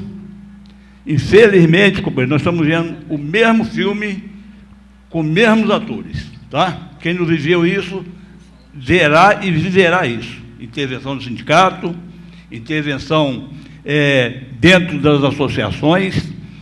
Como as universidades nos restringem dentro dos seus muros, e as fábricas nos restringem também dentro dos seus muros, eu acho que esse é o debate. Queria parabenizar por isso e deixar uma pergunta aqui. Moreira Franco está no comando dessa intervenção no Rio de Janeiro, novamente. Tá? É o mesmo ator, a mesma cara, o mesmo comando, só mudou o general, que lá era Leônidas Pires. 1 minuto. Então, a pergunta que eu deixo aqui, uma provocação, nossa reação. Eu acho que só temos um palco que é a rua, tá? A esquerda ela tem que se unificar, que é difícil, o pessoal fala que não se unifica nem dentro da prisão, mas tem que se mexer, meu amigo. Ou vamos sair dos ar-condicionados para a rua, ou vamos levar chumbo do jeito que vem aí, é chumbo mesmo, tá?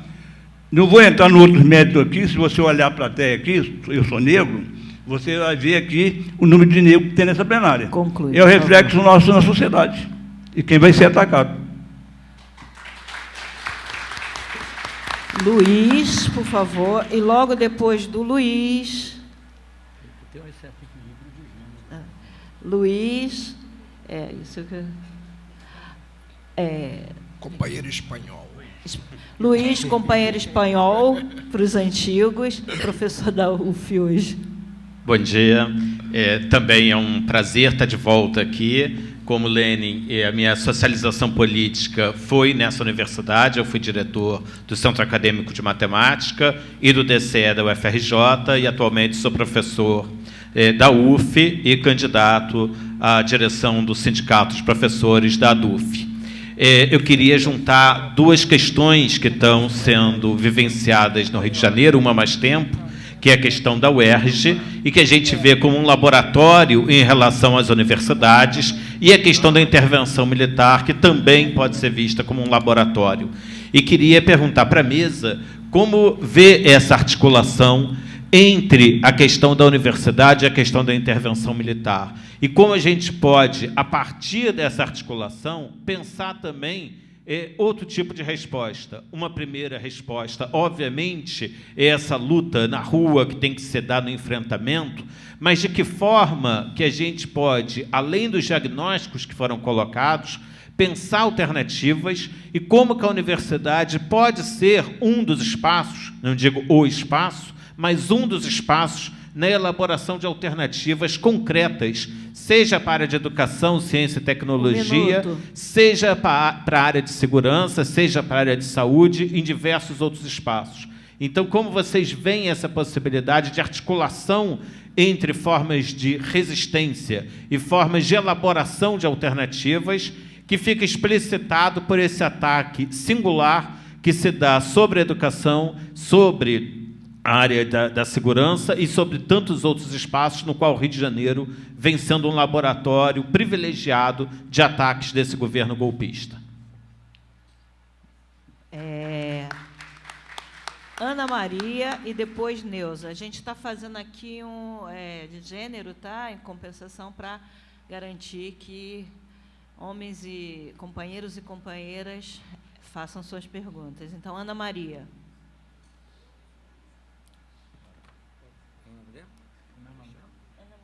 Bom Bom dia a todos e a todas. É um prazer parabenizar o sindicato pela organização dessa atividade. Me fez sair da Praia Vermelha, das minhas férias, para vir aqui para assistir tanto velha convivência com o professor Nilo Batista, Celso Amorim, mas o meu grande amigo Lênin Pires.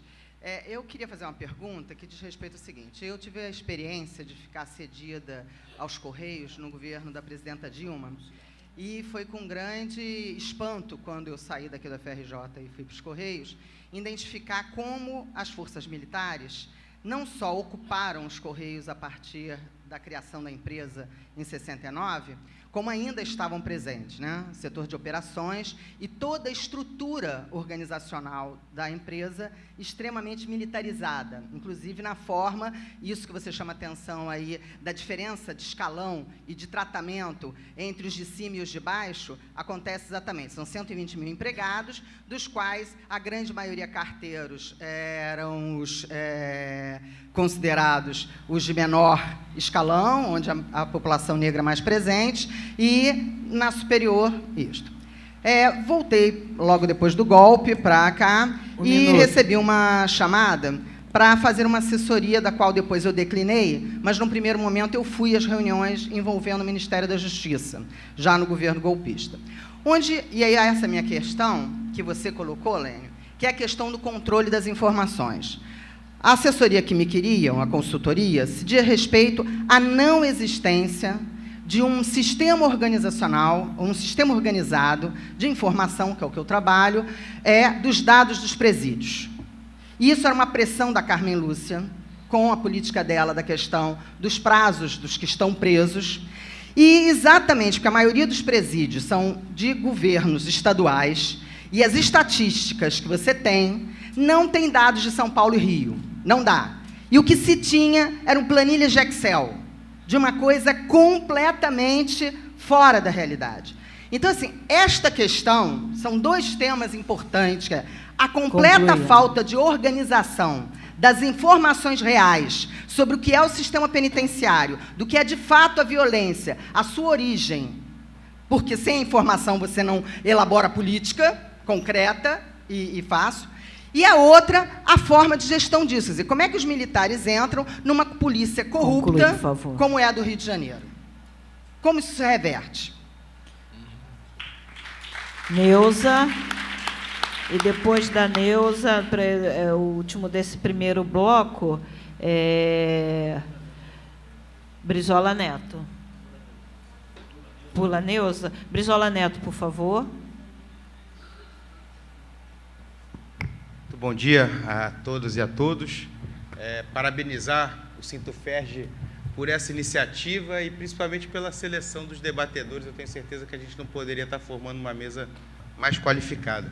Eu vou direto ao ponto da pergunta. Assim. Primeiro, eu gostaria de perguntar ao nosso chanceler, que foi ministro da Defesa, fazer um comentário sobre essa condição de rebaixamento das Forças Armadas à condição de força policial. Pior do que isso, né, a utilização das Forças Armadas para legitimar, muito parecido como aconteceu em 1964, um governo que atenta contra os fundamentos da sua existência, que é justamente a soberania nacional. Hoje a gente está vendo as Forças Armadas serem usadas para legitimar um governo que promove a quebra da soberania nacional através da entrega dos recursos naturais, está aí o pré-sal sendo entregue às multinacionais estrangeiras, e também a precarização, né, a superexploração do trabalho com a retirada dos direitos sociais. E perguntar ao professor Nilo Batista, né, companheiro de uma vida inteira do meu avô Leonel Brizola, fizesse um comentário para um fenômeno que aqui no Rio de Janeiro ficou muito claro, que desde o governo Brizola, onde o Dr. Nilo foi vice-governador e assumiu por um ano o mandato de governador no ano de 94, o deslocamento do orçamento.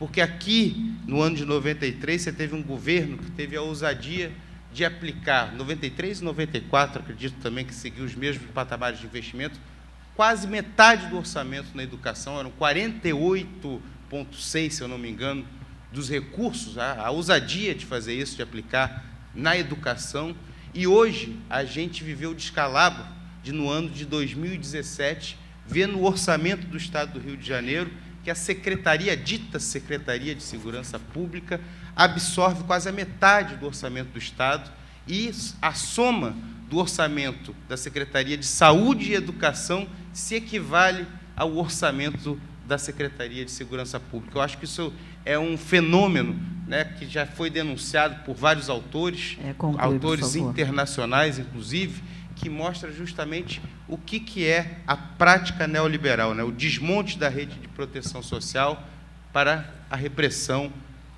para produzir mais do mesmo, a guerra contra as drogas e a criminalização da pobreza. Muito obrigado. Bom, a Nilza ainda não está aqui, então vamos chamar o último desse bloco, Pedro.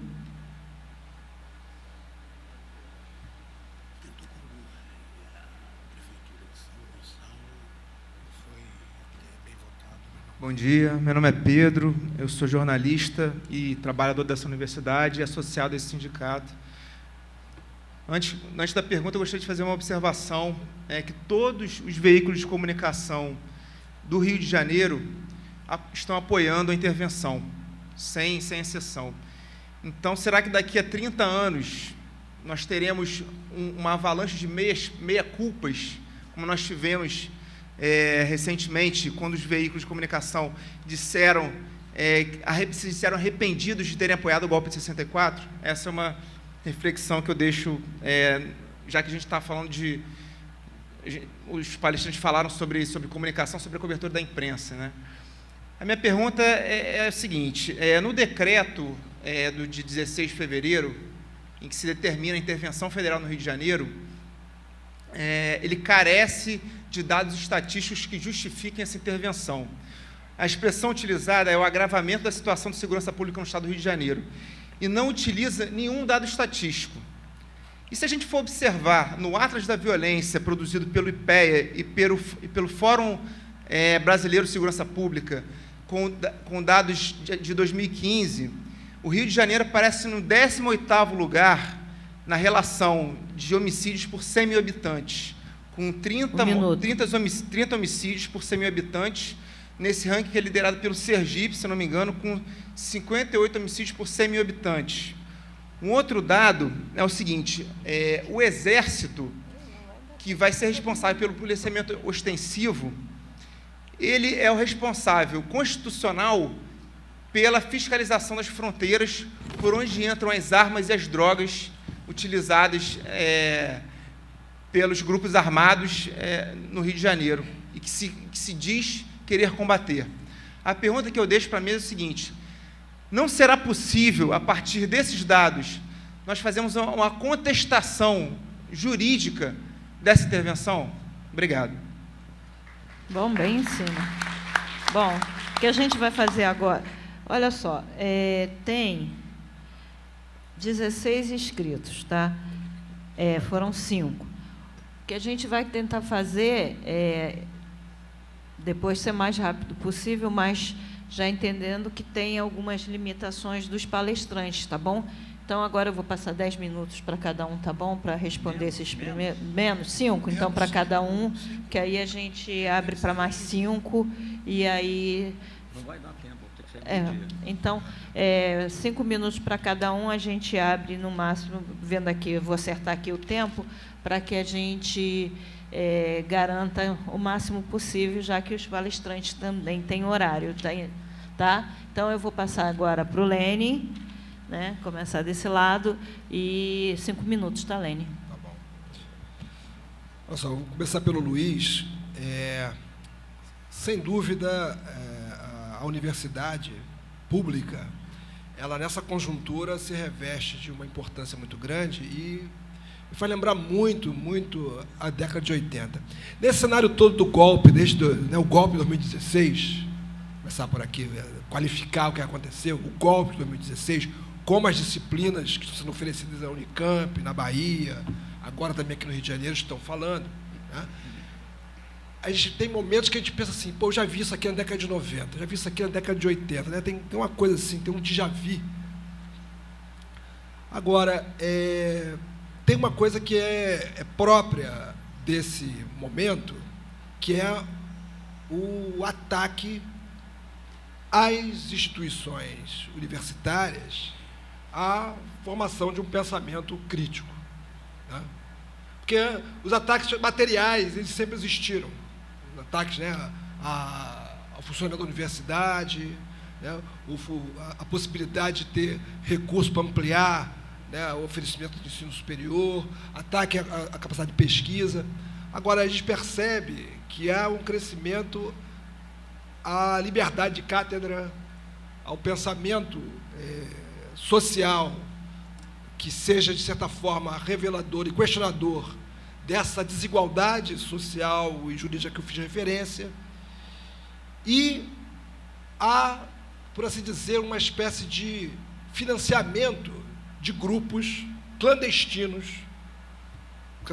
nem tanto, né, porque alguns se auto-intitulam movimento disso, Brasil Livre, tal, que faz, às vezes, de um doicode da vida, né? Ontem, na reunião que nós tivemos lá na UF, nós decidimos que nós vamos seguir dando nossas aulas com o mesmo conteúdo crítico, voltado não para a doutrinação, mas para formar, né, profissionais que tenham pensamento livre, mas que saibam argumentar com base em informação acadêmica e não em achismo, né? E nós não vamos nos intimidar, mas nós já sabemos que vamos ter pessoas gravando, tal. Então, a universidade, nesse momento, ela tem que reafirmar o seu lugar, o lugar da pluralidade, da universalidade, entendeu? E dizer que ela é autônoma, sim. Por mais que tenham cada vez mais nos cerceado dos aspectos administrativos, cada vez mais CGU, TCU, Ministério Público se volta às ações administrativas, haja visto o que aconteceu em Santa Catarina, né, ou em Minas Gerais. Agora, não há outro caminho possível que não seja a gente organizar coisas como essa aqui, fazendo uma aliança com as ruas. A gente vai aqui, informa, vai para a rua para expandir a interação crítica para além do Facebook. As redes sociais, elas têm uma importância, ela faz parte desse contexto da tecnologia, agora não pode substituir o tete-a-tete, não pode substituir o olho no olho. Eu acho que é isso que, de certa forma, nós da esquerda, de certa forma, deixamos de fazer de alguma maneira. Com relação à informação, Ana, olha, como eu chamei a atenção, a informação ela é sempre particularizada, porque no nosso país, né, informação é poder. Sempre é poder. E você, dentro da estrutura de poder, também tem aqueles que sabem mais, porque também a hierarquia se volta para a organização dessas agências. Tanto quando você pensa, por exemplo, a relação da polícia com o judiciário. Ora, assim como a Polícia Militar tem um tipo de informação, a Polícia Civil tem outra, a Polícia Federal tem outra, também na relação com o judiciário, isso se altera e há uma sobreposição das polícias ao Poder Judiciário.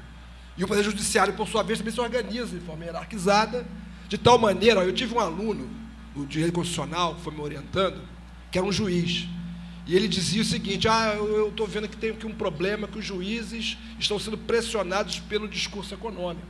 Eu falei: você vai falar disso sobre o que você faz como juiz? Não, isso eu não posso. Por que ele não pode? Ele não pode porque ele tem uma expectativa de galgar carreira e sabe que tem um cerceamento sobre o pensamento dele, de forma que ele não pode. Por quê? Porque há outra informação, né? E há uma crença, o pior é isso, olha, há uma crença de que quem tem mais informação tem mesmo poder, e às vezes o cara nem sabe nada, mas ele está numa posição onde ele tem que saber. Então isso é uma coisa estruturante na nossa sociedade, né? E os efeitos disso, do ponto de vista da organização das agências para controlar a sociedade, para não permitir que a sociedade civil se organize e questione e controle o poder, é muito grande. E no tocante aos segmentos mais subalternos, aí a coisa é muito complicada. Eu estou ouvindo, assim, eu ouvi a palavra 2 vezes: precarização, precariedade. Essa categoria, para mim, ela diz muita coisa, viu, Nilo? Porque essa categoria ela está informada lá no direito administrativo para, por exemplo, chamar atenção sobre os usos do espaço público, o uso da cidade. Então, o favelado, ele vive em constante precariedade, segundo o direito administrativo, não é isso? Ora, o que é precariedade? Precariedade é uma categoria que vem do direito patrimonial. 30 segundos. Eu pesquisei isso pra caramba com a ajuda dos meus colegas, que são meus alunos do direito. No direito patrimonial, precariedade surge quando uma propriedade não é dada, é deixada com alguém, e esse alguém não devolve a propriedade. Certamente é uma coisa das Filipinas, né, das organizações filipinas. Ora, é nesse momento, quando a propriedade não é devolvida, onde rola uma crise de confiança entre dois sujeitos, é que surge a precariedade. Ora, se você faz uma associação de que o direito prevê que certas pessoas, elas vivem em precariedade per si, ou seja, não pode ser dado a elas título de propriedade em favela, me parece que está dizendo o seguinte: essas pessoas, antes de qualquer coisa, antes de qualquer contrato, elas não merecem confiança. E olha, é muito difícil uma sociedade se organizar se os membros dela não estabelecem relações de confiança. E no nosso caso, existe uma suspeição sistemática do Estado para com relação à população, com relação à sociedade, principalmente os mais pobres, principalmente os mais negros, os negros e os pardos e os misturados, que parecem ter herdeiros de um atavismo, né, que lembra o atraso, conforme o discurso do século XIX. O nosso pensamento social, ele é do século XIX e está ancorado nas elites brasileiras, que não são cidadãs porque elas não pensam na possibilidade de igualdade. Elas não querem igualdade, elas não querem que todos nós sejamos iguais a ela. E por isso a universidade está sendo destruída, por isso que a universidade está sendo atacada. Perdão. Se deixar. Celso Amorim, por favor.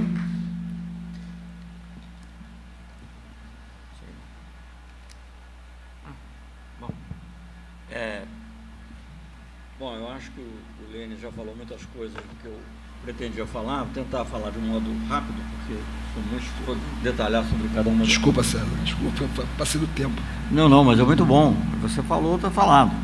Agora, eu queria só dizer, então, talvez um tema que perpassa aqui, não as perguntas, mas que está muito presente em tudo, também tiver nas perguntas, é essa questão que ele já mencionou da desigualdade. Eu acho que isso está muito ligado a muitas das questões que foram colocadas, né? Foi colocada pela Ana Maria em termos de hierarquia dentro das instituições, foi colocada por outros em termos... Está ecoando muito.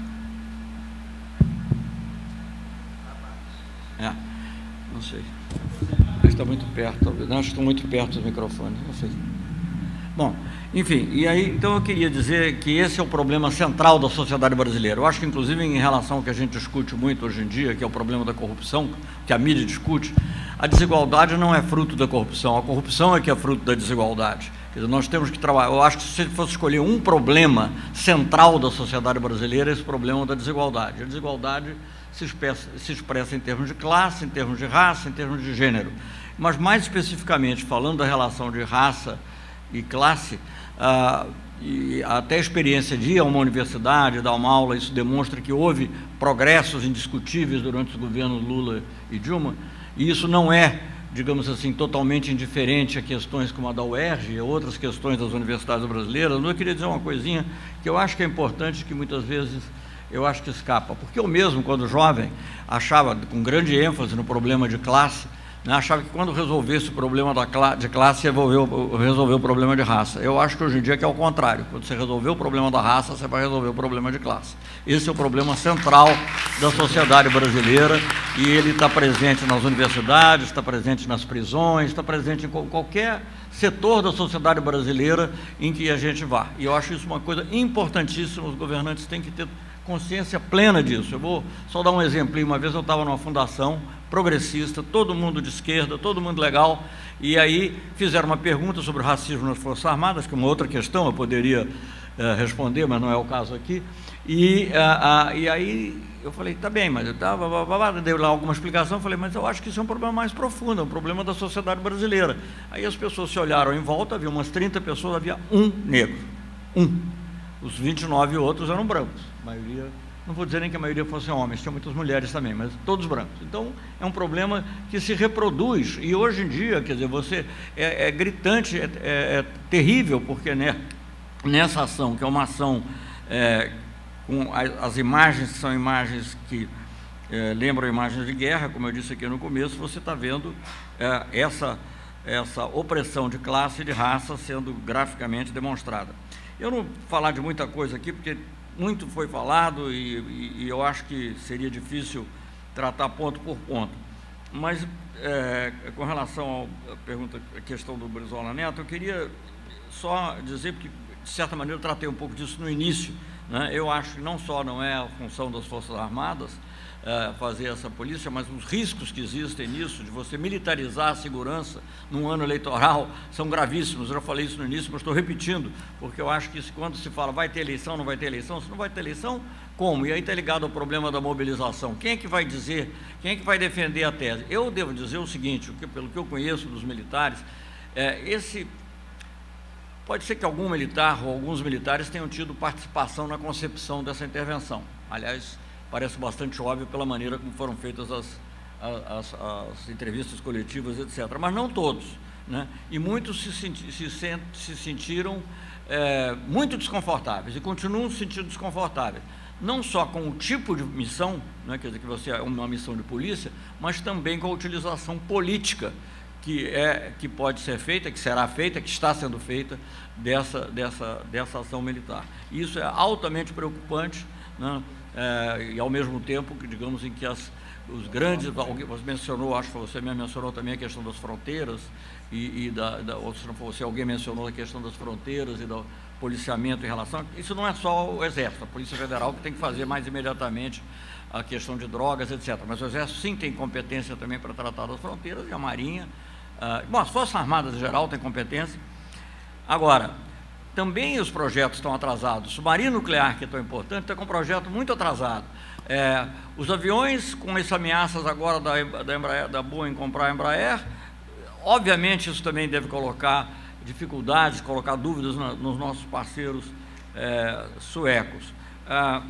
A questão também das fronteiras, um dos programas mais importantes do Exército era o programa chamado CISFRON, que é um controle, porque o Brasil é muito grande, o Brasil tem quase 17 mil quilômetros de fronteira, é muito difícil você imaginar que mesmo que você coloque todos os soldados lá, que você vai conseguir, então você tem que usar também meios eletrônicos, meios informativos, alguém falou em forma digitalizado, para poder, radares, tudo isso envolve investimento. Então, em vez de estar investindo nisso, vai estar se investindo em pagar, digamos, diárias para soldados que vêm de outro lugar, ou combustível para os blindados nas favelas. Então, eu acho que essa é uma distorção adicional que tem nesse quadro aí, eu concordo totalmente, mas devo dizer, em homenagem, pelo menos aos comandantes militares que eu conheci vários deles, que eles se sentem muito desconfortáveis com esse tipo de missão.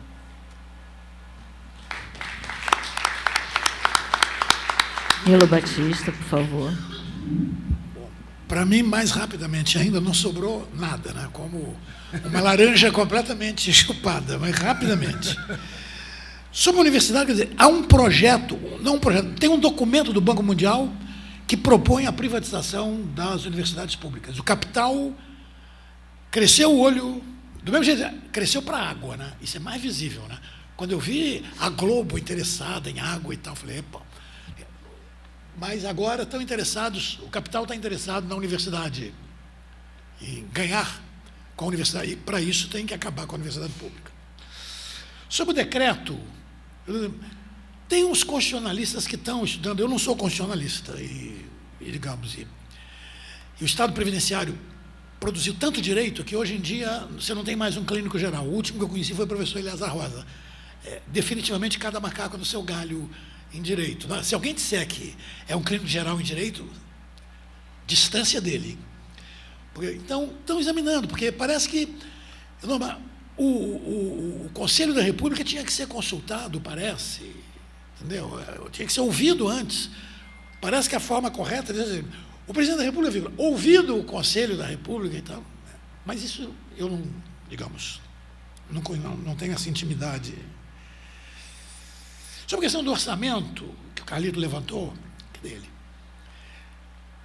Deputado Brizola Neto. Bom, eu digo, Aí está expresso.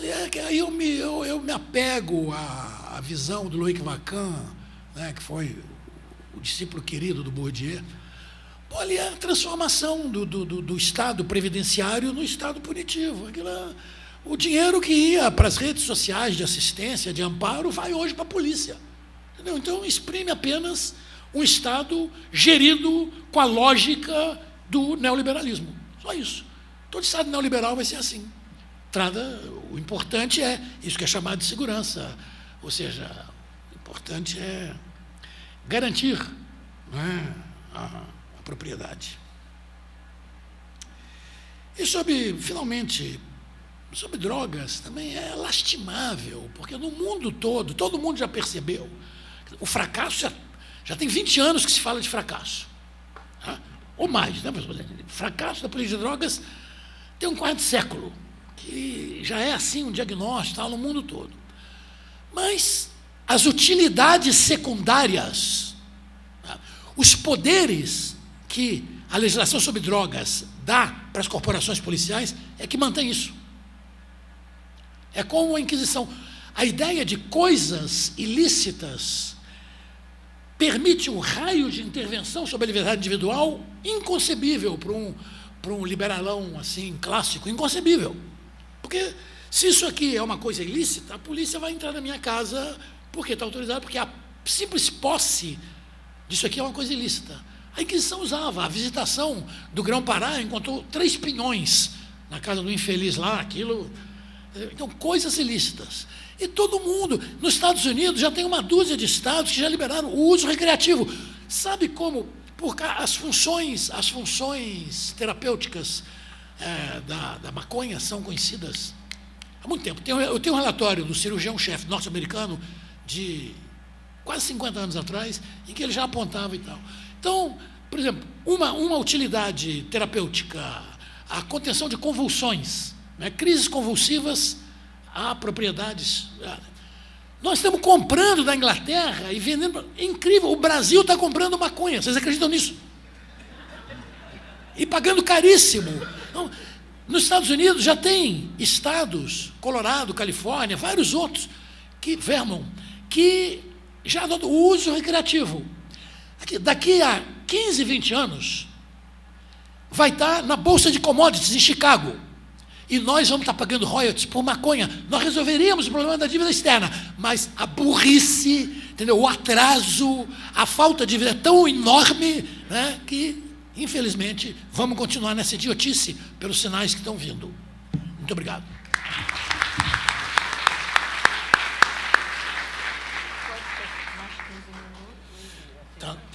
Está na nossa hora, está na minha hora. Eu tenho que sair agora. Eu não tenho saída.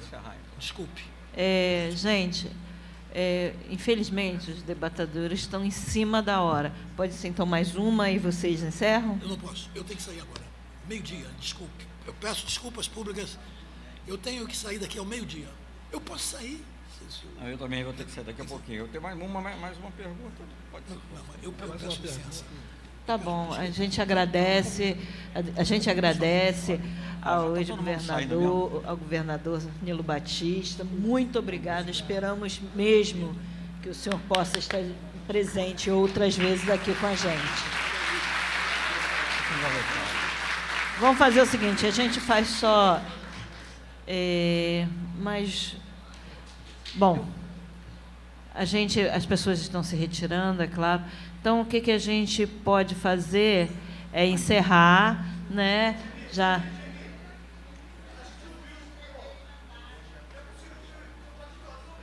Mas as pessoas estão saindo, Marcílio, é esse o problema. Eu sei. Eu tenho que sair.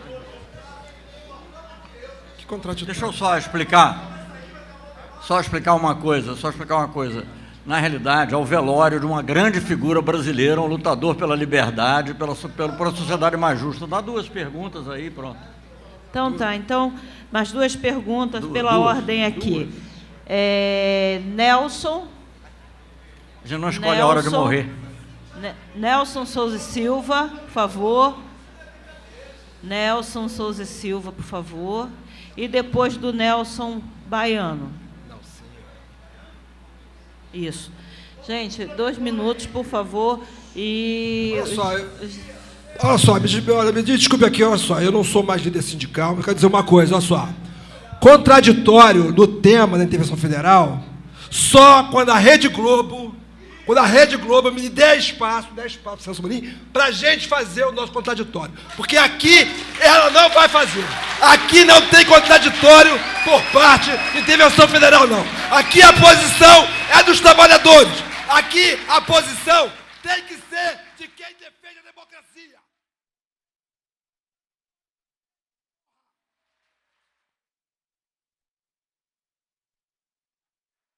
Acabou!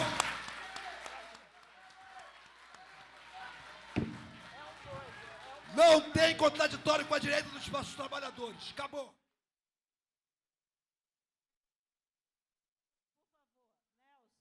Gente, peraí, deixa o Zélio um instantinho só. Marcílio, por favor. Bom, Nelson Souza e Silva, e quem tiver mais alguma pergunta, faz por escrito, que com certeza a gente vai passar para quem está debatendo e a gente disponibiliza na página do sindicato. Por favor, Nelson. 2 minutos, Nelson. Lene, como eu sempre conheci desde estudante.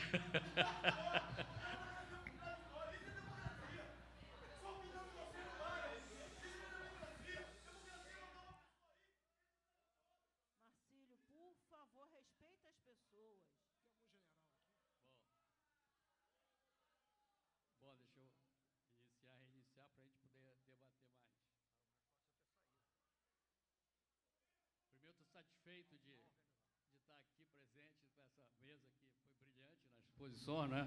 Eu teria umas considerações rápidas, inclusive, professor. Eu sou o Nelson Silva, sou professor emérito dessa universidade e gostaria de fazer algumas perguntas sobre o que foi debatido aqui. Quer dizer, nós debatemos sobre a ênfase na segurança, né? Para mim, enfatizar a segurança, eu preciso de criar insegurança, né? E a criação de insegurança é um dos mecanismos que se tem de dominação da sociedade. Inclusive, chamaria atenção, até a nível internacional, já que nós temos o professor Celso Amorim aqui, tá, sobre o que é que se criou de insegurança no mundo para invadir o Iraque, né? É um dos mecanismos de dominação. Se criou a insegurança de que existiam armas químicas para invadir uma nação, né? Armas químicas que não existiam. E nós vemos os mesmos mecanismos aqui no Brasil sendo utilizados atualmente para isso, como uma forma de dominação. E, dentre essas formas de dominação, está o que o professor Celso Amorim chamou a atenção, que é a desigualdade social. A desigualdade social é uma das formas de dominação e que nós estamos vendo isso claramente hoje em dia, não é? Se criou uma desigualdade social e que está todos os dados mostrando que 1% da população tem mais riqueza do que 99% da população. Então, isso nós temos mostrado que isso também cria insegurança na área de saúde, que é uma outra forma de criar insegurança, para que eu possa fazer a intervenção e manter a dominação. Se eu retiro todos os mecanismos sociais que nós criamos na nossa Constituição, quer dizer, os direitos sociais estão sendo claramente mudados, nós temos uma nova Constituição já, não é mais a Constituição de 88, tiraram todos os direitos sociais. E eu lembro só que esse artigo que congelou o orçamento, que é uma das formas de dominação, não é? É exatamente igual ao 5º artigo, o artigo 5 do Ato Institucional 1 de 64. Voltem lá e vejam isso. É exatamente igual, congelaram o orçamento. Foi a primeira decisão, artigo 1, quer dizer, foi 4 de abril, foi feito esse artigo 5º do Ato Institucional número 1. Então, a pergunta que eu tenho é exatamente isso, quer dizer, essa dominação através da criação da insegurança é que exige que haja repressão, porque eu não vou conseguir essa desigualdade social sem reprimir a sociedade. Tá? Então, isso me dá um direito de reprimir a sociedade. E eu queria só comentar de que quais as formas de organização, porque já que a oligarquia dominou o parlamento, tá? Os parlamentares não mais são representantes da sociedade, eles são representantes de grupos, não é? É fundamental que a gente traga o que está na Constituição, que a Constituição, o poder emana do povo, através do seu representante ou diretamente. Então está na hora de se exercer o poder constitucional do poder voltar ao povo, que não está atualmente no povo, já que os representantes não são do povo. Então, a pergunta é sobre isso, a insegurança como forma de dominação, de desigualdade social de criar, e o problema de pegar o poder Conclui, de volta Nelson, para o povo. conclui, por favor. Baiano. Baiano, 2 minutos para a gente encerrar, tá?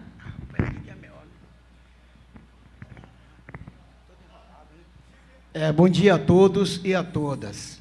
Eu só queria fazer uma pergunta. Não é nada, que muitas vezes esse editório está escutando, e sempre escuto eu falar de favela, sou produto dela, né? Não que eu gostaria, falta de incentivo lá na minha terra, na Bahia, por isso que tem muita favela no Rio de Janeiro, e as pessoas não veem isso. Se tivesse investimento nas áreas rural, Paraíba, Bahia, ninguém estaria aqui. Nós não estávamos competindo com a camada da população carioca. Nós estávamos nos nossos estados lá, trabalhando e vivendo nossas vidas. E somos obrigados a ir para a favela. Eu queria perguntar ao ministro, o que podemos fazer, que eu sou produto da favela, como diz que de respeito ao velho e à criança, eles chegam lá na favela, dá tiro, não respeita nem as crianças, quanto mais os trabalhadores. Que dentro de uma comunidade tem 2% de bandido e 99% são trabalhador que produz para essa nação e é desrespeitado. O que nós, moradores da favela, poderia fazer para sanar a justiça quando o exército chegar a fazer uma sacanagem dessa? Agradeço a todos vocês que me ouviram, mas, companheiro, vamos fazer uma ação diferente? Os trabalhadores que moram na favela, um dia, sem comprar nada, sair de sua casa, vai dar um prejuízo nesse Rio de Janeiro do diabo.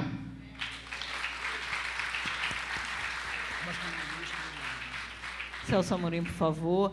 Bem, eu acho que respondendo e as considerações finais, desculpa. A resposta que eu poderia dar seria muito banal, né? Mas dizer que no que a gente tem que fazer nas favelas, mas eu acho que é muito importante que haja organização dos próprios moradores das favelas, é levar mais educação. Foi dito aqui, se você tivesse educação de tempo integral, tivesse mais saúde, tivesse de maneira equilibrada, talvez não tivesse tanto estímulo à criminalidade. Também a questão da política de drogas é algo que merece uma reflexão muito profunda. Eu acho que certamente criar essa situação de guerra permanente não é algo que interesse e é algo totalmente errado. Eu acho que não é o que as Forças Armadas... Eu não tenho aqui que defender as Forças Armadas. Eu fui ministro da Defesa, eu não sou mais. Mas eu acho que não é o que as Forças Armadas, na realidade, gostariam de fazer. Mas é o que elas estão sendo levadas a fazer por uma razão oportunista política do atual governo. Então, isso é que eu acho que é preciso ter clareza a esse respeito.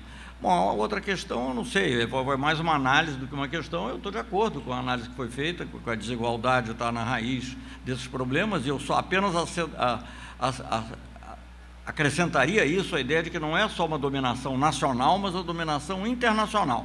Só para comentar um episódio, desculpem, vou ter que me ausentar em seguida, um episódio em 94, quando eu era ministro do governo Itamar Franco, veio ao Brasil o secretário de Defesa, que é ministro da Defesa dos Estados Unidos, para propagar a tese que estava sendo defendida após o final da Guerra Fria, de que as Forças Armadas dos países da América Latina deviam se dedicar mais à segurança interna, e nessa época, como não era comunismo, segurança interna significava, sobretudo, combate ao crime organizado e às drogas. Bom, é o que está sendo obtido agora. Então, não é uma coisa gratuita, não é uma coisa só interna, há toda uma concepção ideológica de como você destrói os alicerces da nação brasileira e da sociedade brasileira. Eu vou ter que ir, porque realmente, infelizmente, os mortos se vão, não escolhem a hora de morrer, e a gente tem que prestar homenagem a eles.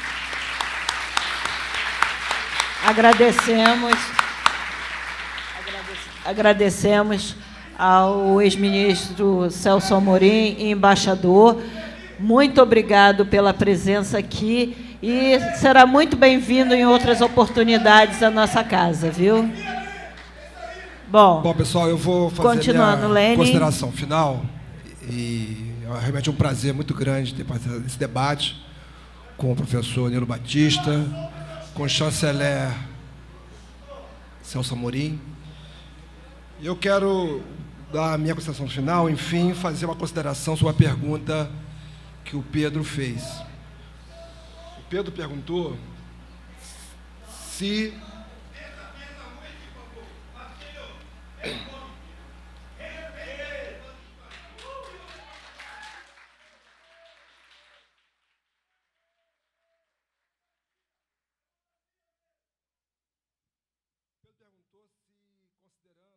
Os dados disponíveis, ou seja, nenhum dado disponível, tratado estatisticamente, tal, se a ausência desses dados, dessas informações, não nos permitiria contestar juridicamente isso que está em curso.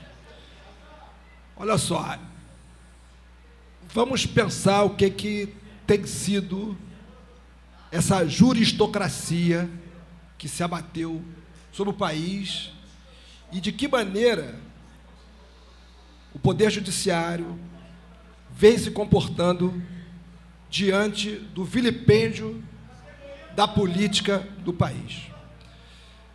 Certamente, tudo que está em curso hoje tem a participação de atores que estão no âmbito do judiciário e dispostos a dar sustentação jurídica a qualquer ato de exceção que esteja em curso, particularmente, como eu chamei a atenção, se for para atingir os mais desvalidos, os subalternos, os trabalhadores. E por que isso? Eu não sou da área do direito, mas eu tenho uma sorte de estar num departamento de segurança pública, que ele é multidisciplinar. Então, eu tenho colegas que são formados em direito e são excelentes juristas. Tenho alunos do curso de mestrado, doutorado na UF, tanto da antropologia quanto na sociologia e direito, que são formados em direito, são excelentes advogados. E eles me chamam a atenção, eles me lembram sempre, me ensinaram, de que você tem as regras, as leis, mas, sobretudo, você tem a interpretação. E a interpretação da lei, ela, muitas vezes, gera um entendimento que não necessariamente tem a ver com a intenção do legislador no momento em que fez a lei. Vai depender dos interesses, já que o judiciário, como diria, né, o Romero Jucá, o Supremo Controle, não é isso? Ele faz parte do acordo nacional. Então, qual é a nossa possibilidade de recorrer à justiça e acreditar que a justiça será isenta, vai analisar com isenção? Vai depender da conjuntura, vai depender da correlação de forças. Foi sempre assim. Então, eu não sou contra que se faça. Eu não sou contra que a gente busque informação e entre nos caminhos e faça o que tem que ser feito. Agora, isso por si só não vai adiantar, enquanto permanecer a inércia da classe trabalhadora, inclusive aceitando isso que o Gramsci chamava de hegemonia, né? A hegemonia do pensamento dominante. É por isso, Marcelo, que eu chamei a atenção o seguinte, até foi bom que eu matei a saudade, meus colegas que estão assistindo lá em Niterói, estão me sacaneando aqui pelo WhatsApp, que eu incorporei o sindicalista. Eu nunca deixei de ser um lutador. Eu não acho que a academia é um lugar para a gente se esconder da luta. Nenhum de nós achamos isso. Entendeu? Nenhum de nós achamos isso. Então, eu aprendi a lutar aqui, como eu chamei a atenção. Eu me lembrei que a primeira vez que eu fui numa assembleia foi aqui. E as minhas primeiras palavras foram, puta que pariu. Por quê? Porque estava lotado, eu não sabia o que falar para 2.000 pessoas, mais ou menos, que tinha gente lá fora e tal. E, poxa, se hoje a gente consegue, né, passar pelo movimento, vai para a academia, vai fazer luta política na academia, isso é resultado de um acúmulo político, que vocês têm muita coisa a ver com isso. A política é um aprendizado. A política é um aprendizado e hoje, mais do que nunca, é fundamental para a gente reverter esses momentos difíceis que a intervenção federal parece estar a serviço de perpetuar. E a gente não pode deixar. Ok? Desculpa se me excedi um pouco. Um prazer muito grande. Obrigado por vocês estarem aqui. Obrigado a quem acompanha a gente no debate, em particular meus colegas do Departamento de Segurança Pública. E até... Vamos à luta. Lene, com certeza vão acontecer outros momentos e com certeza você é nosso companheiro que está na academia, mas ainda sempre será o nosso companheiro Lene. Então, muito obrigado e seja muito bem-vindo a essa casa. Eu sei quantas vezes a gente chamar, obrigado. Você vem.